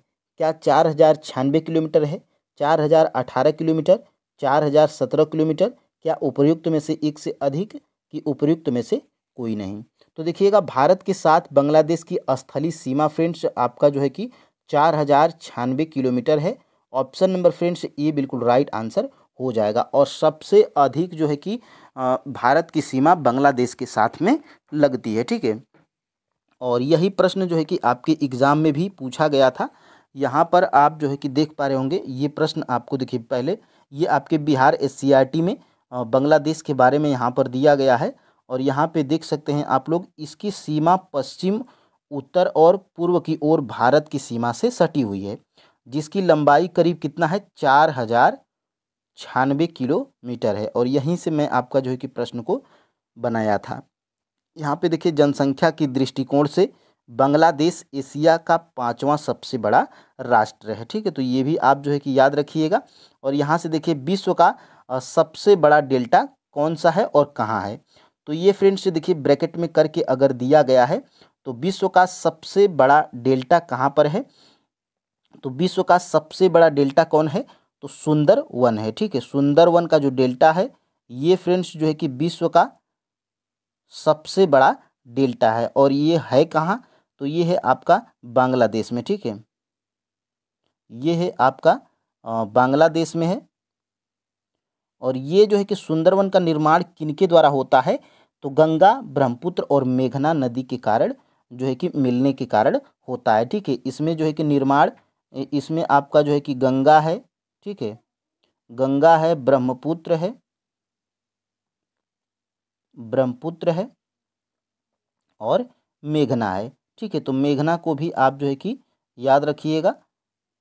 देखिए सबसे पहले सुंदरवन डेल्टा, विश्व का सबसे बड़ा डेल्टा कौन है? सुंदरवन का डेल्टा। और ये है कहाँ? तो ये है आपका जो है कि बांग्लादेश में। और किन किन नदियों के कारण होता है? बनता है तो गंगा, ब्रह्मपुत्र और मेघना। ठीक है, तो इसको भी आप जो है कि याद रखिएगा। ठीक है, अब देखिए फ्रेंड्स आगे हम लोग बढ़ते हैं। देखिए ये आपका जो है कि TRE 3.0 री एग्ज़ाम PRT में ये प्रश्न आपका पूछा गया था। भारत देश की अधिकतम अंतर्राष्ट्रीय सीमा है। तो ये जो है कि सबसे बड़ी अंतर्राष्ट्रीय सीमा, सबसे बड़ा जो है कि भारत के साथ बांग्लादेश की सीमा लगती है। कितना? तो 4096। और यहीं से जो है कि आपका प्रश्न यहाँ से बना था। अगर फ्रेंड्स आप जो है कि इनको पढ़े रहते या पढ़े होंगे तो आप जो है कि आराम से टिक कर पाएंगे। मैं ये दिखाकर ये प्रयास कर रहा हूँ कि फ्रेंड्स आपको बिलीव हो जाए कि प्रश्न यहीं से बन रहा है। देखिए 139 का ऑप्शन नंबर यहाँ पे C मैं फाइनल आंसर की भी यहाँ पे दिखा दे रहा हूँ। ठीक है, अब देखिए फ्रेंड्स आगे हम लोग बढ़ते हैं। सिंधु नदी बहती है, यानी कि जो सिंधु नदी है ये किस दिशा से किस दिशा की ओर बहती है? ठीक है, तो सिंधु नदी फ्रेंड्स जो है कि आपका उत्तर से पश्चिम की ओर बहती है। ठीक है, उत्तर से जो है कि पश्चिम दिशा की ओर बहती है। तो उत्तर से पश्चिम आपका जो है कि किसी भी ऑप्शन में नहीं है। तो यहाँ से फ्रेंड्स आपका राइट आंसर क्या हो जाएगा? ऑप्शन नंबर E, उपर्युक्त में से कोई नहीं। उत्तर से पश्चिम जो है कि सिंधु नदी बहती है। ठीक है, अब देखिए फ्रेंड्स अब हम लोग आगे बढ़ेंगे। और यहाँ से देखिए ये आपके जो है कि बिहार SCRT के बुक में भी दिया गया है। और देखिए इसकी सभी सहायक नदियाँ उत्तर पूर्व और भारत में उत्तर पश्चिम से मैदान के मध्यवर्ती भाग में आकर इससे मिलती हैं। तो भारत में उत्तर पश्चिम ये आप जो है कि याद रखिएगा। और ये जो है कि यहीं से जो है कि प्रश्न आपका बनाया गया था। देखिए पहला सीमेंट संयंत्र कब और कहाँ पर स्थापित किया गया था? पहला सीमेंट संयंत्र कब और कहाँ पर स्थापित किया गया था? तो ये फ्रेंड्स आपका जो है कि क्या 1904 में चेन्नई में, 1905 में कर्नाटक में, 1907 बंगलौर में, कि उपर्युक्त में से एक से अधिक, कि उपर्युक्त में से कोई नहीं? तो ये पहला सीमेंट संयंत्र 1904 में और जो है कि चेन्नई में स्थापित किया गया था। तो फ्रेंड्स ऑप्शन नंबर यहाँ से ए बिल्कुल राइट आंसर हो जाएगा। और ये आपके जो है कि बिहार SCRT के बुक में क्लास 10th की जियोग्राफी में दिया गया है। देखिए यहाँ पे पहला सीमेंट संयंत्र 1904 में और चेन्नई में स्थापित किया गया था। और ये प्रश्न जो है कि आपका किस में पूछ लिया गया था? तो ये जो है कि TRA 3.0 SST में पूछा गया ये प्रश्न है। आप जो है कि यहाँ पे देख पा रहे होंगे भारत में सन 1904 में प्रथम सीमेंट उद्योग संयंत्र कहाँ स्थापित किया गया था? तो ये आपका राइट आंसर क्या है? ऑप्शन नंबर सी है, चेन्नई में। तो यहीं से आपके जो है कि प्रश्न बनाए जाते हैं। और ये देखिए निम्नलिखित में से कौन सी सिंधु नदी की सहायक नदी कश्मीर में मिलती है? तो श्योक, हुंजा, नुब्रा, ये उपयुक्त में से एक से अधिक आपका राइट आंसर है। और ये भी प्रश्न मैंने आपको बताया था कि क्लास 10th की बिहार SCRT की बुक में दिया गया है। और ये भी प्रश्न आपका पूछा गया है। और ये भी जो है कि मैंने ऊपर बताया था कि बिहार SCRT की ये भी मैं प्रश्न कराया था। और ये आपके TRA 3.0 SST में ये प्रश्न आपका पूछा गया है। ठीक है, देखिए गंगा एक्शन प्लान का प्रथम चरण किस वर्ष प्रारंभ किया गया था? तो ये जो है कि आपका राइट आंसर क्या है? 1985। ठीक है, 1985 में जो है कि गंगा एक्शन प्लान का जो है कि प्रथम चरण जो है कि प्रारंभ किया गया था। ऑप्शन नंबर यहाँ से सी बिल्कुल राइट आंसर हो जाएगा। और ये देखिए 14 नंबर का प्रश्न हमारा क्या है? निम्नलिखित में से कौन सी परियोजना उत्तर प्रदेश और बिहार की एक संयुक्त परियोजना है? तो ये देखिए आपका जो है कि प्रश्न ये पूछा जा सकता है क्योंकि ये भी आपके जो है कि बिहार SCRT की बुक में दिया गया है। क्लास 10th की बिहार SCRT जो ज्योग्राफी की है उसमें दिया गया है। तो ये कौन सी परियोजना है? वो कौन सी परियोजना है जो उत्तर प्रदेश और बिहार की एक संयुक्त परियोजना है? क्या सोन नदी परियोजना उत्तर प्रदेश बिहार की संयुक्त परियोजना है, कि गंडक नदी परियोजना, की दुर्गावती जलाशय परियोजना, कि उपयुक्त में से एक से अधिक? तो ये फ्रेंड्स ये जो है कि 14 का राइट आंसर क्या हो जाएगा? ये गंडक नदी जो परियोजना है ये फ्रेंड्स आपकी बिहार और उत्तर प्रदेश की संयुक्त परियोजना है। ऑप्शन नंबर फ्रेंड्स यहाँ से बी बिल्कुल राइट आंसर हो जाएगा। तो इसको आप याद रखिएगा। और ये आपके जो है कि बिहार SCRT के बुक में भी दिया गया है। यहाँ पर आपको जो है कि दिखाई दे रहा होगा गंडक नदी परियोजना। और पहली ही लाइन यही है कि उत्तर प्रदेश और बिहार की एक संयुक्त परियोजना है जो कि भारत और नेपाल के सहयोग से वाल्मीकि नगर के पास शुरू किया गया। इस परियोजना द्वारा बिजली सिंचाई तथा जल की आपूर्ति नेपाल को भी की जाती है। इस परियोजना के निर्माण के लिए कौन है? तो भसालोटन नामक स्थान पर इसका जो है कि परियोजना का जिक्र किया गया है। ठीक है, तो ये आप जो है कि याद रखिए कि जो गंडक नदी परियोजना है ये उत्तर प्रदेश और बिहार की एक संयुक्त परियोजना है। ठीक है, दोनों के मेल जोल से चलती है ये परियोजना। और देखिए 2001 में बिहार की कुल जनसंख्या कितनी थी? आप आश्चर्य हो जाएंगे कि इस तरह के भी प्रश्न आपके एग्जाम में पूछे जाएंगे। तो बिल्कुल पूछे जा सकते हैं क्योंकि फ्रेंड्स 2011 की जनगणना 2001 की जो जनगणना हुई थी उस वो आपके बिहार के SCRT बुक में भी दिया गया है। तो इसका जो है कि राइट आंसर क्या है? 2001 में बिहार की कुल जनसंख्या कितनी थी? तो 8 करोड़ से अधिक थी। ऑप्शन नंबर फ्रेंड्स यहाँ पे बी बिल्कुल राइट आंसर है। और बिहार SCRT के बुक में दिया गया है। यहाँ पर आप जो देखिए बिहार की जनसंख्या एवं नगरीकरण। और बिल्कुल जो है कि यहाँ से देखिए 2001 की जनगणना के अनुसार यहाँ की कुल जनसंख्या कितनी है? 8,29,98,509 है। तो एग्जैक्ट आपको याद रखनी है तो एग्जैक्ट आप याद रखिए या तो 8 करोड़ से अधिक। ठीक है, ऑप्शंस जैसा मिले आपको आप जो है कि याद रखिएगा। और देखिए यहाँ से फ्रेंड्स ये प्रश्न मैं इसलिए दिखा रहा हूँ क्योंकि ये TRE 3.0 री एग्ज़ाम PRT में ये प्रश्न पूछा गया है।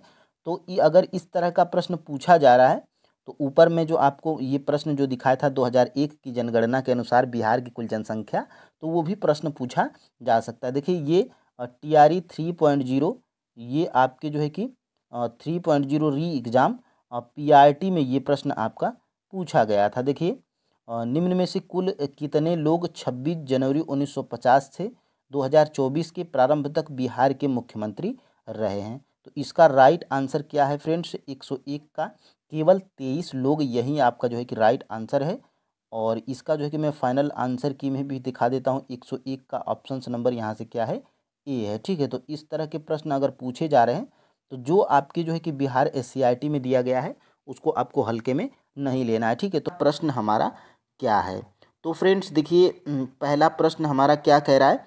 बिहार में सोन नदी किस प्रकार के क्षेत्रों से होकर गुजरती है? यानी कि फ्रेंड्स जो बिहार में जो सोन नदी है वो किस प्रकार के क्षेत्र से होकर गुजरती है? तो ये फ्रेंड्स देखिए क्या जो सोन नदी है बिहार में पहाड़ी क्षेत्रों से गुजरती है, कि पठारी क्षेत्रों से गुजरती है, कि मैदानी क्षेत्रों से गुजरती है, कि उपर्युक्त में से एक से अधिक, कि उपर्युक्त में से कोई नहीं? तो यहाँ पर फ्रेंड्स आपका जो है कि राइट आंसर क्या हो जाएगा? राइट आंसर फ्रेंड्स आपका है ऑप्शन नंबर सी, मैदानी क्षेत्रों से। यानी कि बिहार में जो सोन नदी है वो फ्रेंड्स मैदानी क्षेत्रों से होकर गुजरती है। ऑप्शन नंबर फ्रेंड्स यहाँ से सी बिल्कुल राइट आंसर हो जाएगा। ठीक है, और फ्रेंड्स आगे हम लोग बढ़ते हैं और यहाँ से देखिए ये आपकी बिहार SCRT की बुक है ज्योग्राफी की। और यहाँ से फ्रेंड्स देखिएगा थोड़ी देर में जो है कि गाड़ी सोन नदी के पुल पार जो है कि करने की गड़गड़ाहट सुनाई पड़ी। तभी राहुल बोल उठा, अभी थोड़ी ही देर में यह गाड़ी हमारे गांव के पास से गुजरने वाली है। और देखिए खिड़कियों से देखना, दूर दूर तक मैदान ही मैदान नज़र आएंगे। यानी कि फ्रेंड्स ये जो सोन नदी है ये जो है कि बिहार के मैदानी भागों से गुजरती है। ठीक है, तो इसका राइट आंसर आपका ऑप्शन नंबर सी था। और आगे हम लोग बढ़ते हैं। देखिए कर्क रेखा है क्या फ्रेंड्स? कर्क रेखा दक्षिणी ध्रुव है, या 23.5 दक्षिणी अक्षांश है, या 23.5 उत्तरी अक्षांश है, या उपर्युक्त में से एक से अधिक, या उपर्युक्त में से कोई नहीं? तो फ्रेंड्स देखिएगा ये जो कर्क रेखा है ये फ्रेंड्स 23.5 क्या है? उत्तरी अक्षांश पर स्थित है। आपका फ्रेंड्स ऑप्शन नंबर यहाँ से सी बिल्कुल राइट आंसर हो जाएगा। ठीक है,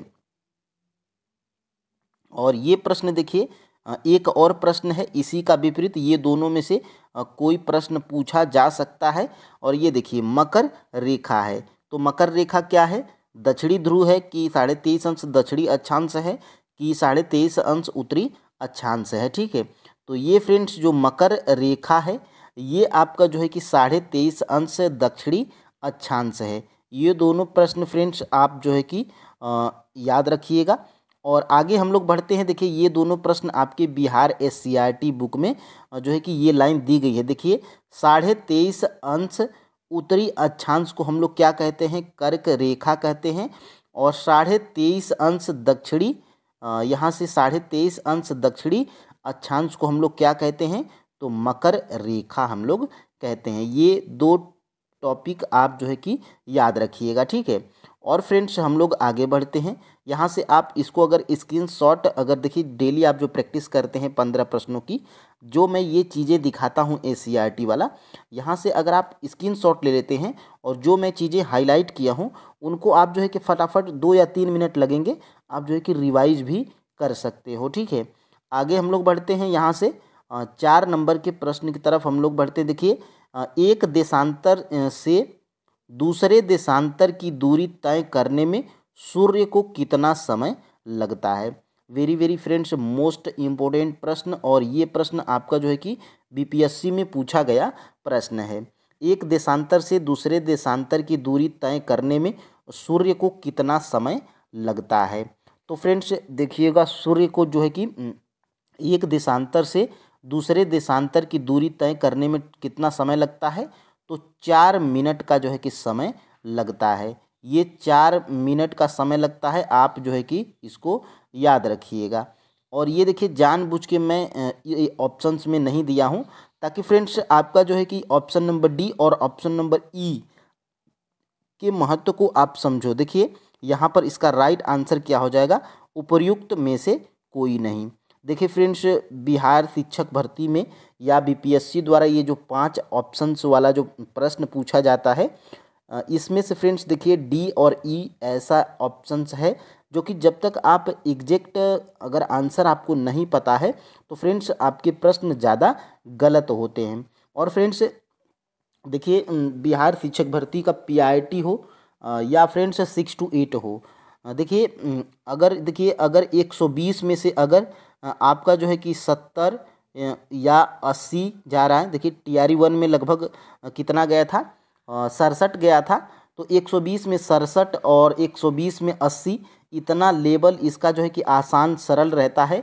तब भी फ्रेंड्स 120 में 80 जाने का कारण यही है क्योंकि इसके 5 ऑप्शंस होते हैं और ऑप्शन नंबर डी और ऑप्शन नंबर ई ऐसा जो है कि ऑप्शन होता है जिसमें बहुत से लोग कंफ्यूज होते हैं। ठीक है, तो एक देशांतर से दूसरे देशांतर की दूरी तय करने में सूर्य को कितना समय लगता है? तो 4 मिनट का समय लगता है। आप इसको स्क्रीनशॉट नहीं लेंगे, आप जो है कि किसको स्क्रीनशॉट लेंगे?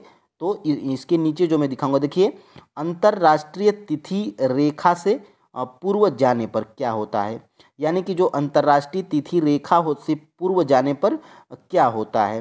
तो फ्रेंड्स अंतर्राष्ट्रीय तिथि रेखा से जो है कि पूर्व जाने पर एक तिथि क्या कर दी जाती है? एक तिथि जो है कि आपकी घटा दी जाती है। तो ऑप्शन नंबर फ्रेंड्स यहाँ से बी बिल्कुल राइट आंसर हो जाएगा। ये दोनों प्रश्न मैं देखिए कहाँ से बनाया हूँ, तो यहाँ से फ्रेंड्स बिल्कुल आप जो है कि देख पा रहे होंगे। देखिए यहाँ से घूमती हुई पृथ्वी को एक देशांतर से, देखिए मैं रेड कलर यहाँ पे लेता हूँ। देखिए घूमती हुई पृथ्वी को एक देशांतर से दूसरे देशांतर तक पहुँचने में टोटल कितना समय लगता है? तो 4 मिनट का जो है कि समय लगता है। तो ये आप जो है कि हाईलाइटेड पॉइंट आप स्क्रीनशॉट ले लेंगे तो आराम से रिवाइज कर सकते हैं। ठीक है, और देखिए यहाँ से इस रेखा से पश्चिम जाने पर एक तिथि जो है कि बढ़ा दी जाती है, जबकि पूरब की ओर जाने पर एक तिथि क्या कर दी जाती है? घटा दी जाती है। तो यही आपका जो है कि प्रश्न आपके एग्जाम यहाँ पे देखिए यही प्रश्न जो है कि आपका यहाँ से बनाया गया था। यहाँ से देखिएगा अंतर्राष्ट्रीय तिथि रेखा से पूर्व की ओर जाने पे क्या कर दी जाती है? तो एक तिथि जो है कि घटा दी जाती है। ठीक है, ऑप्शन नंबर बी। अब फ्रेंड्स हम लोग बढ़ते हैं आगे और देखते हैं चाँद पर पहुँचने वाले पहले व्यक्ति कौन थे, यानी कि चाँद पर जो है कि पहुँचने वाले पहले व्यक्ति कौन थे। देखिए फ्रेंड्स मैं ये प्रश्न ऐसे ही नहीं बनाया हूँ, ये आपके बिहार एससीईआरटी की बुक में दिया गया है। ठीक है, तो फ्रेंड्स चाँद पर पहुँचने वाले पहले व्यक्ति कौन थे? क्या वो राकेश शर्मा थे, अशोक शर्मा थे, या वेलेंटीना टेरेस्कोवा थी, या उपर्युक्त में से एक से अधिक, या उपर्युक्त में से कोई नहीं। तो फ्रेंड्स इसका जो है कि राइट आंसर सबसे पहले आप जो है कि जान लीजिए उपर्युक्त में से कौन सा सही है? उपर्युक्त में से कोई नहीं जो है कि इसका राइट आंसर है। अब देखिए चाँद पर पहुंचने वाले पहले व्यक्ति कौन हैं? तो पहले व्यक्ति फ्रेंड्स नील आर्मस्ट्रांग हैं। ठीक है, नील और यहाँ से फ्रेंड्स आर्म स्ट्रॉन्ग हैं। ठीक है, इनको आप जो है कि याद रखिएगा, ये चाँद पर जो है कि पहुंचने वाले पहले व्यक्ति हैं। और देखिए ये प्रश्न कहाँ से बनाया गया है? तो ये अध्याय 6 है और क्लास जो है कि ये 6 की जो है कि एससीईआरटी बुक है जियोग्राफी की। ठीक है, और यहाँ से देखिए चाँद पर पहुँचने वाले पहले अमेरिका के नील आर्मस्ट्रांग थे। तो ये जो है कि आप याद रखिएगा। और भारत की बात किया जाएगा तो राकेश शर्मा को आप याद रखिएगा। ठीक है, अब देखिए फ्रेंड्स यहाँ से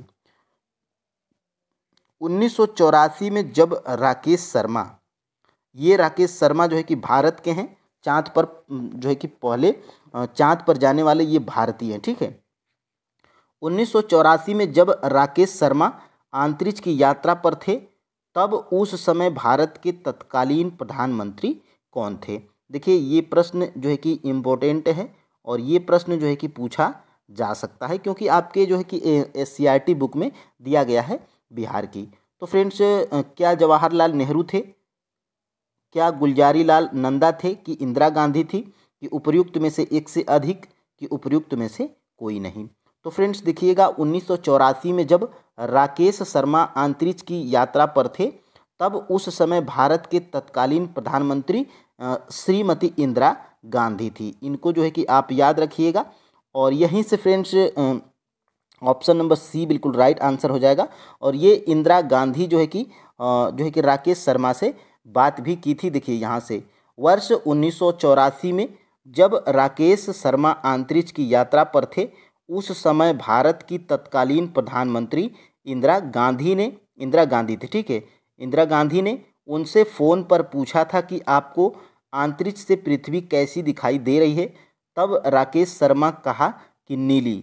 वास्तव में अंतरिक्ष से देखने पर हमारी पृथ्वी का रंग नीला दिखाई देता है, इसलिए फ्रेंड्स हमें जो है कि पृथ्वी को नीला ग्रह हम लोग कहते हैं। तो ये इम्पोर्टेंट जो है कि लाइन अगर आपकी जो है कि बिहार SCERT बुक में दी गई है, तो ये प्रश्न जो है कि पूछा जा सकता है।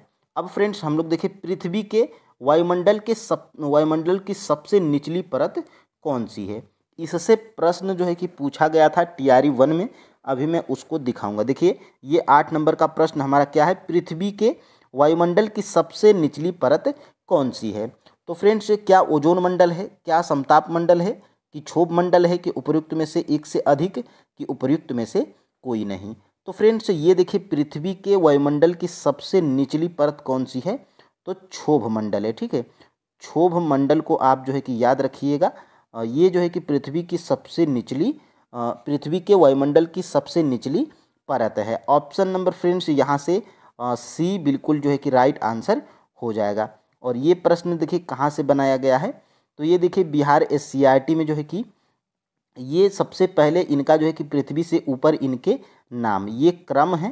देखिए यहाँ से, और निचली परत क्या है, तो क्षोभ मंडल है। देखिए क्षोभ मंडल, फिर उसके बाद ओजोन मंडल, फिर उसके बाद समताप मंडल, फिर उसके बाद मध्य मंडल, फिर उसके बाद आयन मंडल, ठीक है। तो ये इनका जो है कि क्रम है। आप जो है कि इनको, फिर उसके बाद सबसे ऊपर बहिर्मंडल है, ठीक है। अब देखिए फ्रेंड्स आगे हम लोग बढ़ते हैं। और ये देखिए आपका जो है कि PRT में 1 to 5 में TRE 1 में ये प्रश्न जो है कि आपका पूछा गया था। देखिए इनका क्रम ही डायरेक्ट पूछ लिया गया था। तो 55 का जो है कि राइट आंसर यहाँ पे देख सकते हैं। मैं आंसर किसके साथ में भी यहाँ पे देखिए, 55 का जो है कि राइट आंसर क्या है, ऑप्शन नंबर ए है, ठीक है। तो यहाँ से ऑप्शन नंबर ए में देखिएगा, यही अभी जो मैं क्रम ऊपर बताया था उसी से संबंधित जो है कि इसका पूछ लिया गया था। तो इसका जो है कि राइट आंसर क्या है, ऑप्शन नंबर ए है। सबसे पहले क्षोभ मंडल, फिर उसके बाद समताप मंडल, मध्य मंडल, ताप मंडल, फिर उसके बाद सबसे ऊपर बहिर्मंडल है, ठीक है। तो ये आपका जो है कि TRE 1 PRT में पूछा गया था, ठीक है। अब देखिए फ्रेंड्स, अब हम लोग आगे बढ़ेंगे।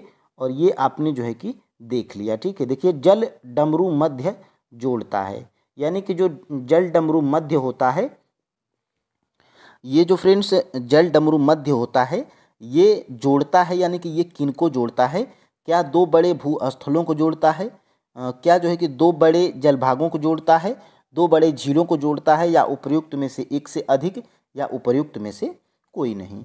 तो फ्रेंड्स जो जल डमरू मध्य होता है, ये जो है कि आपका दो बड़े जलभागों को जोड़ता है। तो ऑप्शन नंबर फ्रेंड्स यहाँ से बी बिल्कुल राइट आंसर हो जाएगा, ठीक है।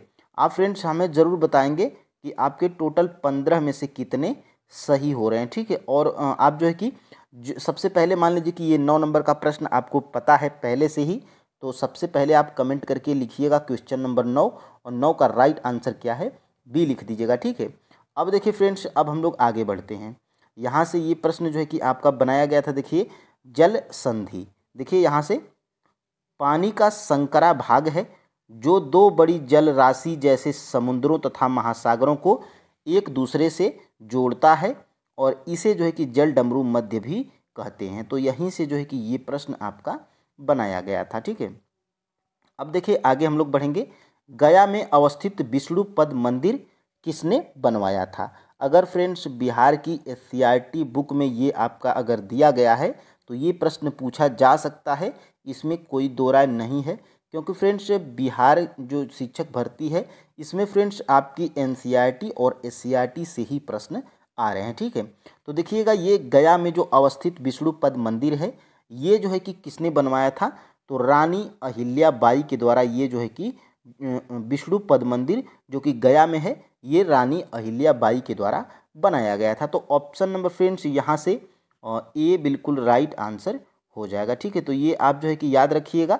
और ये जो है कि कहाँ पे बनाया गया है, तो कहाँ से, तो ये देखिए आपकी जियोग्राफी में बिहार एससीईआरटी में ये बिल्कुल जो है कि प्रश्न जो है कि ये लाइन दी गई है, देखिए यहाँ से फाल्गु नदी के तट पर, यानी कि ये जो विष्णुपद मंदिर है ये भी प्रश्न बन सकता है कि किस नदी के तट पर स्थित है। तो ये जो है कि फाल्गु नदी के तट पर स्थित है। देखिए मंदिर देखने पहुँचे, यहाँ भगवान विष्णु के पद चिन्ह हैं और इस मंदिर को काले पत्थरों से रानी अहिल्याबाई ने बनवाया था। तो यहीं से ये प्रश्न आपका जो है कि बनाया गया था, ठीक है। अब फ्रेंड्स हम लोग आगे बढ़ेंगे और देखेंगे दूसरे प्रश्न को। देखिए बिहार में गर्म जल कुंड कहाँ पर स्थित है, तो जो है कि बिहार में गर्म जल कुंड कहाँ पर स्थित है, क्या पावापुरी में स्थित है, राजगीर में, गया में, उपर्युक्त में से एक से अधिक या उपर्युक्त में से कोई नहीं। तो फ्रेंड्स ये जो है आपका बिहार में जो गर्म जल कुंड है ये आपका राजगीर में स्थित है।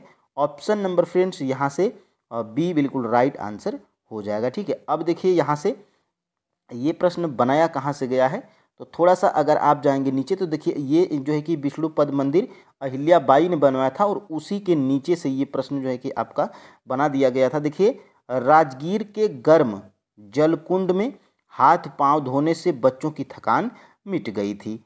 तो ये फ्रेंड्स देखिए ये राजगीर में है क्या, तो गर्म जल कुंड। तो यही आपका जो है कि प्रश्न था। अब फ्रेंड्स हम लोग आगे बढ़ते हैं और देख लेते हैं यहाँ पे ये आपने देख लिया। अब देखिए आगे देखते हैं, पटना स्थित गोल घर का निर्माण किसने करवाया था। तो ये इम्पोर्टेंट प्रश्न है, एग्जाम में पूछा जा सकता है। और ये जो गोल घर है फ्रेंड्स ये जो है कि बहुत ही बिहार का दार्शनिक चीज़ है, ठीक है। और ये देखिए पटना स्थित गोल घर का निर्माण किसने करवाया था, क्या वो शेर सूरी ने करवाया था गोल घर का निर्माण, अजात शत्रु, कैप्टन जॉन गोल्डस्टीन और उपयुक्त में से एक से अधिक। तो फ्रेंड्स ये जो पटना स्थित जो गोल घर है ये जो है कि कैप्टन जॉन गोल्डस्टीन के द्वारा बनाया गया था, ठीक है। तो ऑप्शन नंबर फ्रेंड्स यहाँ से सी बिल्कुल राइट आंसर हो जाएगा।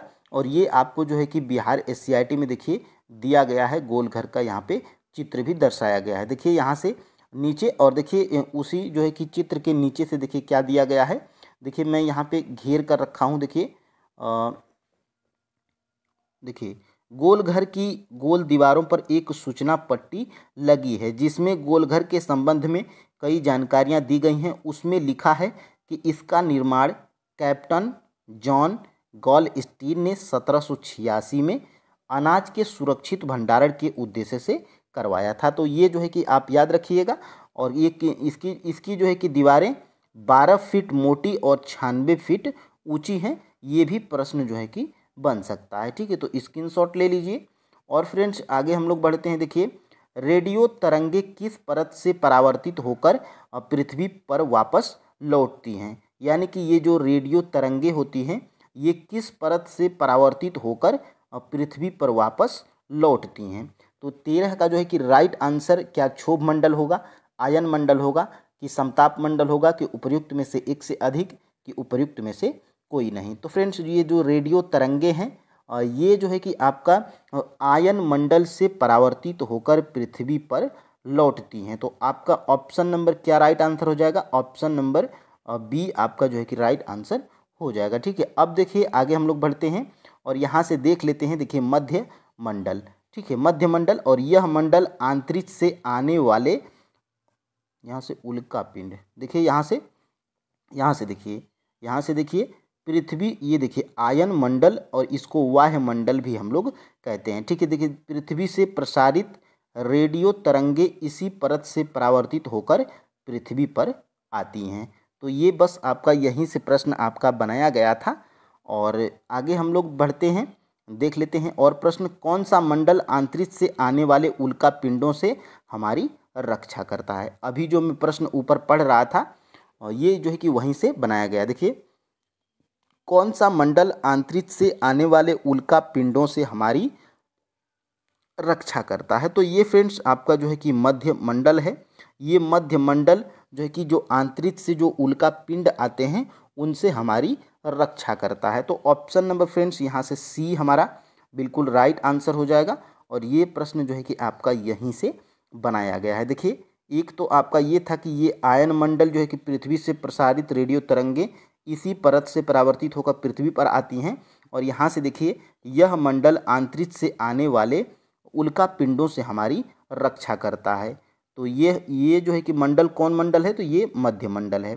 तो मध्य मंडल को आप याद रखेंगे। मध्य मंडल करता क्या है, तो मध्य मंडल जो है कि जो अंतरिक्ष से उल्का पिंड आते हैं उस उनका उल्का पिंडों से हमारी रक्षा करता है। ठीक है, अब देखिए आगे हम लोग बढ़ते हैं। यहाँ से कौन सा मंडल अंतरिक्ष से आने वाली उल्का पिंडों से हमारी रक्षा करता है, तो ये आपने जो है कि देख लिया है। और देखिए, बिहार जो है कि पूरब से पश्चिम की लंबाई कितनी है, यानी कि बिहार जो राज्य है इसकी पूरब से पश्चिम तक इसकी लंबाई कितनी है। तो ये जो है कि महत्वपूर्ण प्रश्न है, आपके बिहार एससीईआरटी बुक में दिया गया है। तो फ्रेंड्स, बिहार पूरब से जो है कि बिहार की जो लंबाई है पूरब से पश्चिम की अगर देखा जाए तो आपके बिहार एससीईआरटी में कितना दिया गया है, 483 यहाँ पे दिया गया है। ये क्या है, तो ये पूरब से पश्चिम की लंबाई है बिहार राज्य की। तो ये किसी भी ऑप्शन में नहीं है। तो ऑप्शन नंबर फ्रेंड्स यहाँ से ई बिल्कुल राइट आंसर हो जाएगा। ठीक है, अब देखिए ये कहाँ से बनाया गया है, तो देखिए ये अध्याय 8 है। ये बिहार एससीईआरटी ज्योग्राफी में दिया गया है। और यहाँ से देखिए पूरब से पश्चिम तक, देखिए पूरब से पश्चिम तक 483 किलोमीटर की लंबाई है। यही प्रश्न बना था।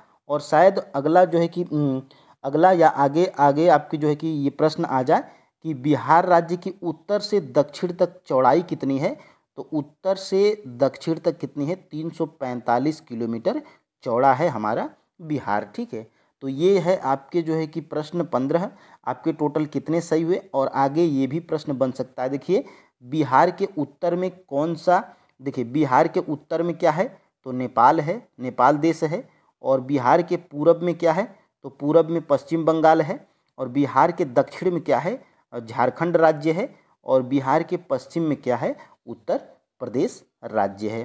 तो ये जो है कि फैक्ट। देखिए फ्रेंड्स, पहला हमारा प्रश्न क्या है, तो पहला हमारा प्रश्न है फ्रेंड्स जो कि ये देखिए TRE 3.0 री एग्ज़ाम PRT में ये प्रश्न आपका पूछा गया था, जो कि बिहार SCRT ज्योग्राफी में ये आपका प्रश्न दिया गया है। देखिए, ग्रीनविच मध्य समय GMT से भारतीय मानक समय IST कितना आगे है। तो फ्रेंड्स, कितना आगे है, क्या 5.5 घंटा या 2 घंटे या 45 मिनट या उपर्युक्त में से एक से अधिक या उपर्युक्त में से कोई नहीं। तो फ्रेंड्स देखिएगा, ये जो है कि आपका ग्रीनविच मध्य समय GMT से भारतीय मानक समय IST ये जो है कि आपका 5.5 घंटा आगे है। तो ऑप्शन नंबर फ्रेंड्स यहाँ से ए बिल्कुल राइट आंसर हो जाएगा। ठीक है, आप फ्रेंड्स हमें कमेंट करके ज़रूर बताइएगा कि आपके टोटल 15 प्रश्नों में से कितने सही हो रहे हैं। ठीक है, और ये सारे प्रश्न टॉप लेवल के हैं जो कि आपके SCRT में दिए गए हैं, बिहार SCRT में। ठीक है, और ये देखिए यहाँ पर ये आपके जो है कि SCRT में दिया गया है। देखिए, भारतीय मानक समय ग्रीनविच स्टैंडर्ड टाइम से 5.5 घंटा आगे है। देखिए, भारतीय मानक समय के कारण ही भारत में घड़ियां सभी जगह एक ही समय बताती हैं, जबकि पूर्वी राज्यों में सूर्योदय कक्ष की तुलना में लगभग 2 घंटा आगे है। तो ये प्रश्न जो है कि आपका पूछा जा सकता है। आप जो है कि यहाँ से इसको स्क्रीनशॉट ले सकते हैं।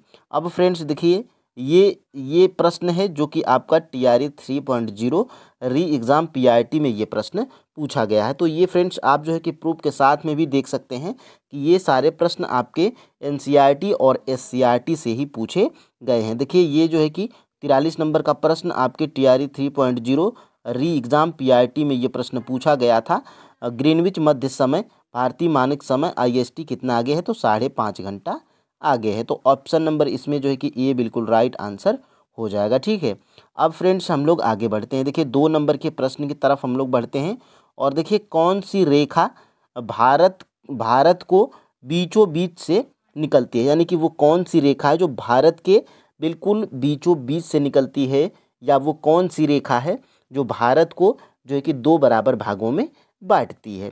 क्या वो मकर रेखा है, क्या वो 23.5 उत्तरी अक्षांश वो रेखा है, या कर्क रेखा है, या उपर्युक्त में से एक से अधिक, या उपर्युक्त में से कोई नहीं। तो फ्रेंड्स ये जो है कि ये है आपका जो है कि इसका राइट आंसर क्या है, तो इसका right answer friends option number D है। देखिए फ्रेंड्स ऑप्शन नंबर डी का मतलब ये है कि ये जो कर्क रेखा है ये भारत को जो है कि 2 बराबर भागों में बांटती है या बीचों बीच से निकलती है, तो ये भी सही है। और ये 23.5 अंश यानी कि 23.5 अंश उत्तरी अक्षांश, इसी को जो है कि हम लोग कर्क रेखा भी कहते हैं। तो ऑप्शन नंबर बी और ऑप्शन नंबर जो है कि सी, ये दोनों जो है कि सेम है। ठीक है, तो ये आपका जो है कि उपयुक्त में से एक से अधिक राइट आंसर हो जाएगा। यहाँ पर देखिए मैं यहाँ पर हाईलाइट भी किया हूँ। देखिए कर्क रेखा 23.5 अंश उत्तरी अक्षांश भारत के बीचों बीच से गुजरती है और इसे लगभग 2 बराबर भागों में बांटती है। तो फ्रेंड्स आप जो है कि इन सभी चीज़ों का अगर आप स्क्रीनशॉट ले लेंगे, तो जब आप बाद में जब आप अपनी प्लेलिस्ट मतलब आप जब आप उस गैलरी को खोलेंगे स्क्रीनशॉट वाले में, तो आप जो है कि ये जितने भी आज मैं 15 प्रश्नों को करवा रहा हूँ, इन सभी 15 प्रश्नों को आप 1 या 2 मिनट में रिवाइज कर लेंगे। ठीक है, तो आप जो है कि फ्रेंड्स यहाँ से स्क्रीनशॉट ले लीजिएगा। अब फ्रेंड्स हम लोग आगे बढ़ते हैं। देखिए कर्क रेखा भारत के किन राज्यों से नहीं गुजरती है, तो सबसे पहले तो पता होना चाहिए कि कर्क रेखा कितने राज्यों से होकर गुजरती है। तो कर्क रेखा फ्रेंड्स आपको 8 राज्यों से होकर गुजरती है। ठीक है, वो राज्य कौन कौन से हैं, सबसे पहले हम लोग देख लेते हैं कि ये आपका प्रश्न का आंसर क्या है। तो कर्क रेखा भारत के किन राज्यों से नहीं गुजरती है।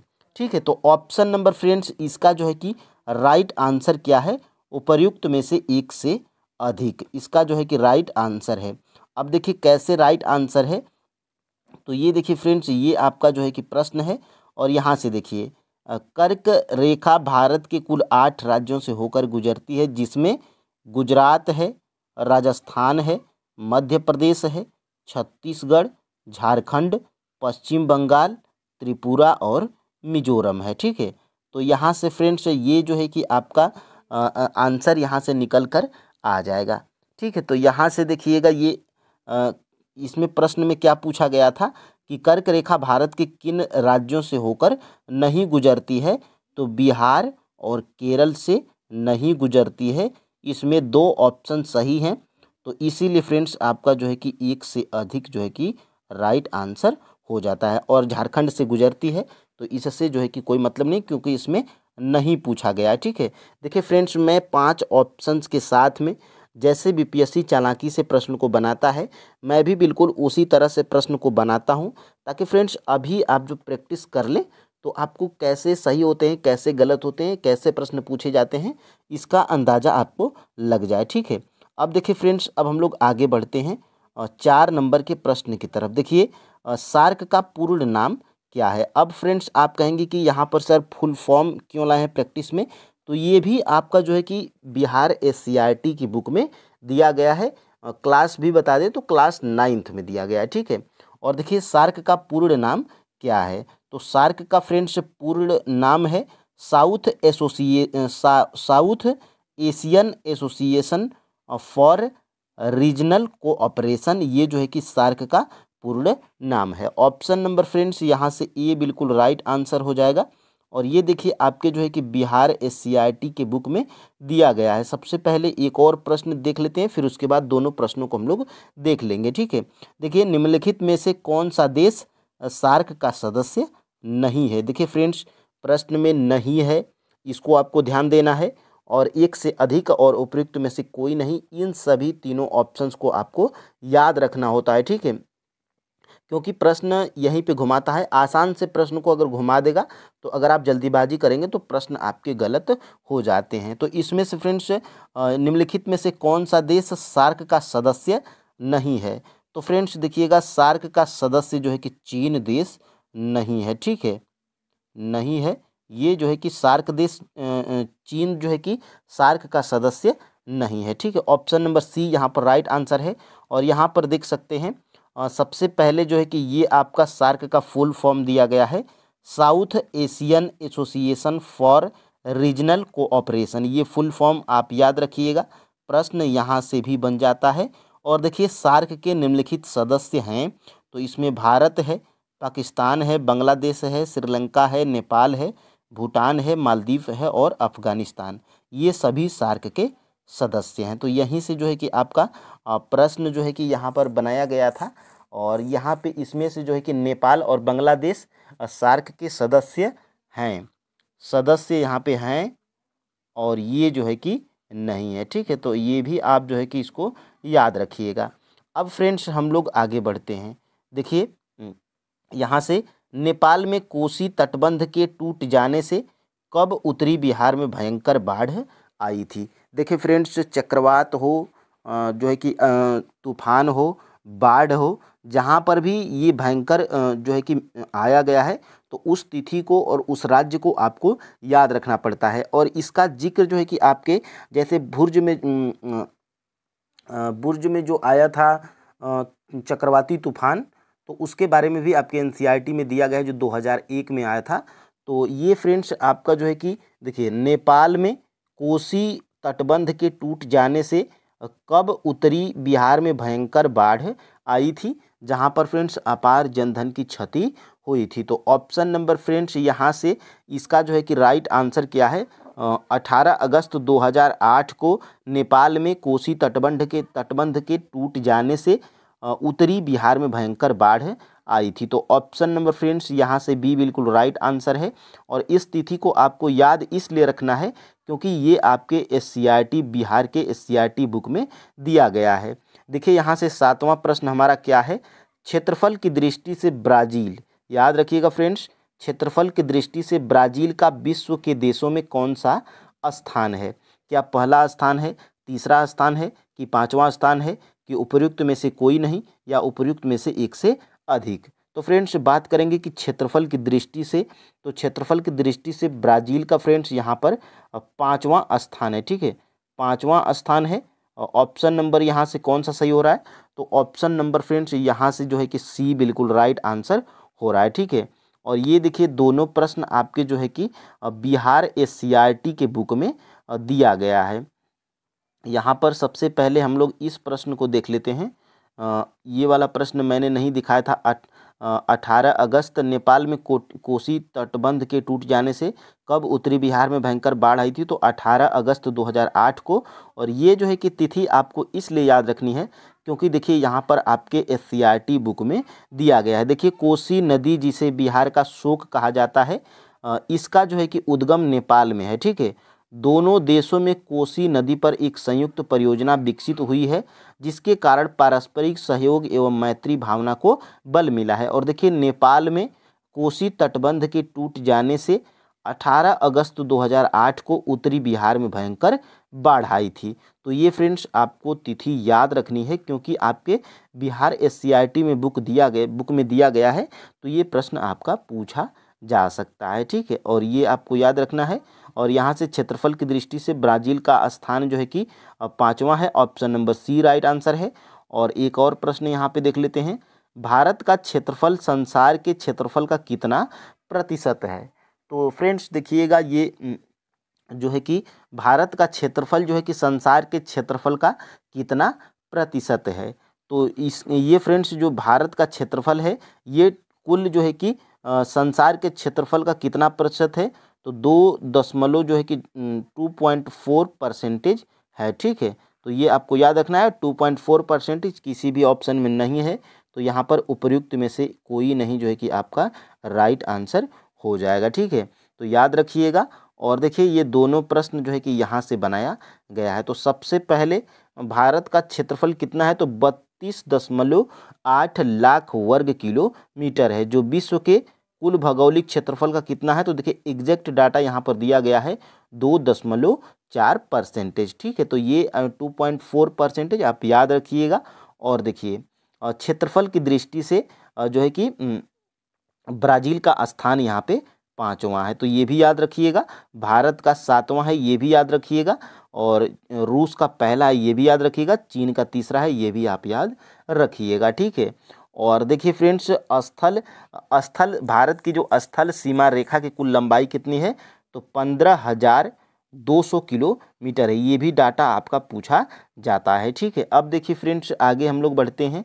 भारत की नदियों में कौन सी नदी कर्क रेखा को 2 बार पार करती है, या 2 बार काटती है, या 2 बार गुजरती है। ठीक है, तो भारत की नदियों में जो है कि वो कौन सी नदी है जो कर्क रेखा को 2 बार पार करती है या 2 बार काटती है। ठीक है, तो वो है फ्रेंड्स आपकी माही नदी है। ठीक है, माही नदी फ्रेंड्स आपकी वो नदी है जो कर्क रेखा को 2 बराबर भागों में बांटती है, या 2 बार जो है कि पार करती है, या 2 बार काटती है। ठीक है, तो आपका जो है कि राइट आंसर क्या हो जाएगा, ऑप्शन नंबर ई जो है कि राइट आंसर हो जाएगा, उपयुक्त में से कोई नहीं। ठीक है, तो ये जो है कि आप याद रखिएगा।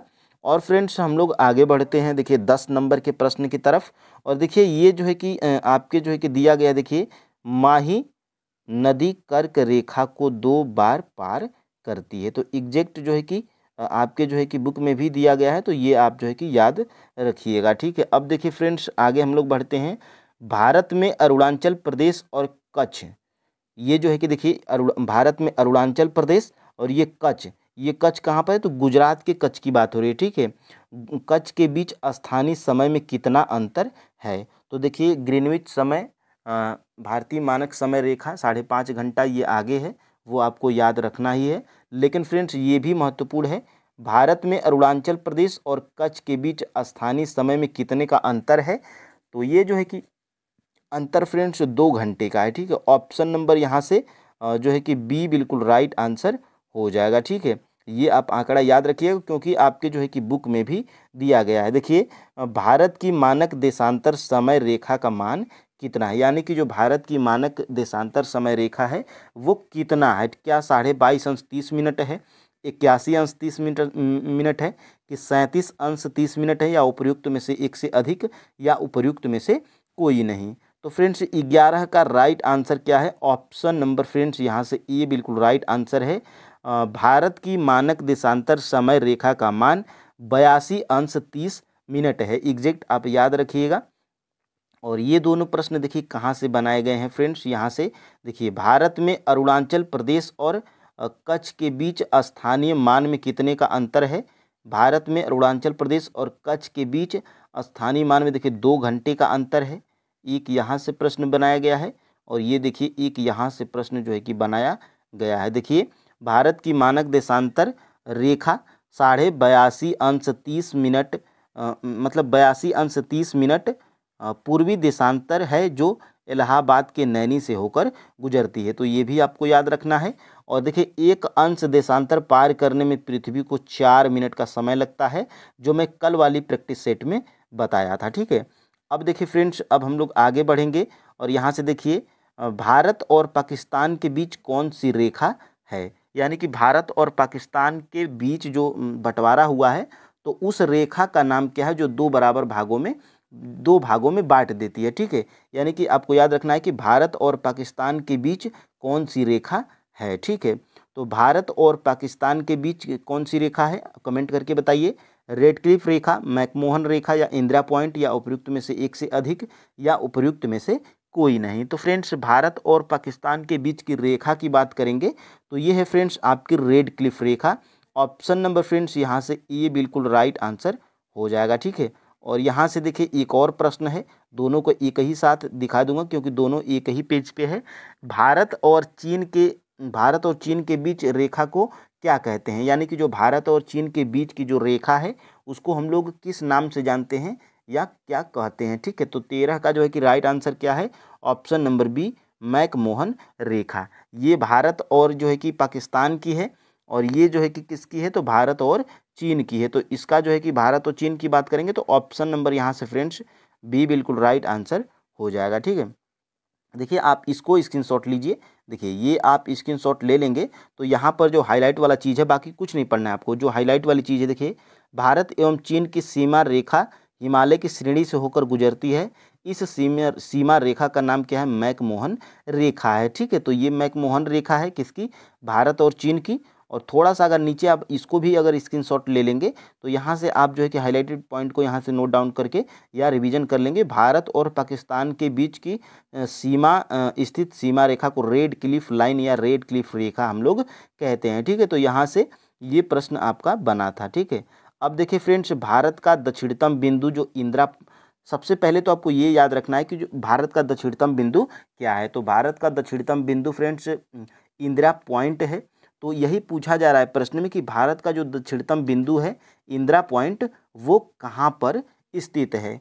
क्या हिंद महासागर में स्थित है, द्वीपीय पिट्टी में स्थित है, या अंडमान निकोबार द्वीप समूह में स्थित है, या उपयुक्त में से एक से अधिक, या उपयुक्त में से कोई नहीं? तो फ्रेंड्स, जो भारत का दक्षिणतम बिंदु इंदिरा पॉइंट है, ये आपका जो है कि अंडमान निकोबार द्वीप समूह में स्थित है। ऑप्शन नंबर फ्रेंड्स यहाँ से सी बिल्कुल राइट आंसर हो जाएगा। ये इंपॉर्टेंट प्रश्न है। प्रश्न जो है कि आपका ये 9 to 10th में ये ज्योग्राफी में प्रश्न पूछा भी गया था। ठीक है, अब देखिए आगे हम लोग बढ़ते हैं और यहाँ से देखिए ये स्थिति एवं विस्तार में यहाँ पर जब आप जाएंगे तो ये देखिए भारत का दक्षिणतम बिंदु इंदिरा पॉइंट है जो अंडमान निकोबार द्वीप समूह में स्थित है। 23 अंश 30 मिनट उत्तरी अक्षांश कर्क रेखा भारत के बीचों बीच से गुजरती है एवं इसे लगभग 2 बराबर भागों में बांटती है। तो ये यहाँ से प्रश्न आपके बने थे। ठीक है, अब देखिए फ्रेंड्स आगे हम लोग बढ़ते हैं और भारत में पहली बार संपूर्ण जनगणना कब की गई थी? तो देखिएगा ये यहाँ से 2 प्रश्न बनते हैं। भारत में पहली जनगणना की बात की जाएगी तो वो अलग है, और ये भारत में संपूर्ण जनगणना की बात की जाएगी तो वो अलग है। तो 15 का जो है कि राइट आंसर क्या है? 1872 या 1881 या 2011, या उपयुक्त में से एक से अधिक, या उपयुक्त में से कोई नहीं। तो भारत में जो पहली बार संपूर्ण जनगणना की गई थी, ये संपूर्ण आप याद रखिएगा, संपूर्ण की बात की जाएगी तो आपको क्या याद रखना है? 1881। देखिए ये संपूर्ण जनगणना आपकी जो है कि 1881 में की गई थी। ऑप्शन नंबर फ्रेंड्स बी बिल्कुल राइट आंसर हो जाएगा। और ये पहली जनगणना हुई थी 1872 में। ठीक है, अब देखिए यहाँ से ये जो है कि जनगणना के बारे में आपके ज्योग्राफी में दिया गया है। देखिए यहाँ से एक निश्चित समयांतराल की आधिकारिक जनगणना को जनगणना कहते हैं। और यहाँ से देखिए भारत में सबसे पहले 1872 में जनगणना की गई थी। तो भारत में सबसे पहले जनगणना 1872, लेकिन सन 1881 में पहली बार संपूर्ण जनगणना की गई थी। उसी समय से प्रत्येक 10 वर्ष पर जनगणना होती है। ठीक है, और 2011 में लास्ट जनगणना हुई थी, और 2011 के बाद 21 में होनी थी लेकिन नहीं हुई। 22 भी क्रॉस, 23 भी क्रॉस, 24 भी क्रॉस, और 25 में देखिए होता है कि नहीं। तो ये आपको याद रखना है कि भारत में सबसे पहले जनगणना 1872, और सन जो है कि 1881 में संपूर्ण जनगणना 1881। ठीक है, तो ये आपको याद रखना है।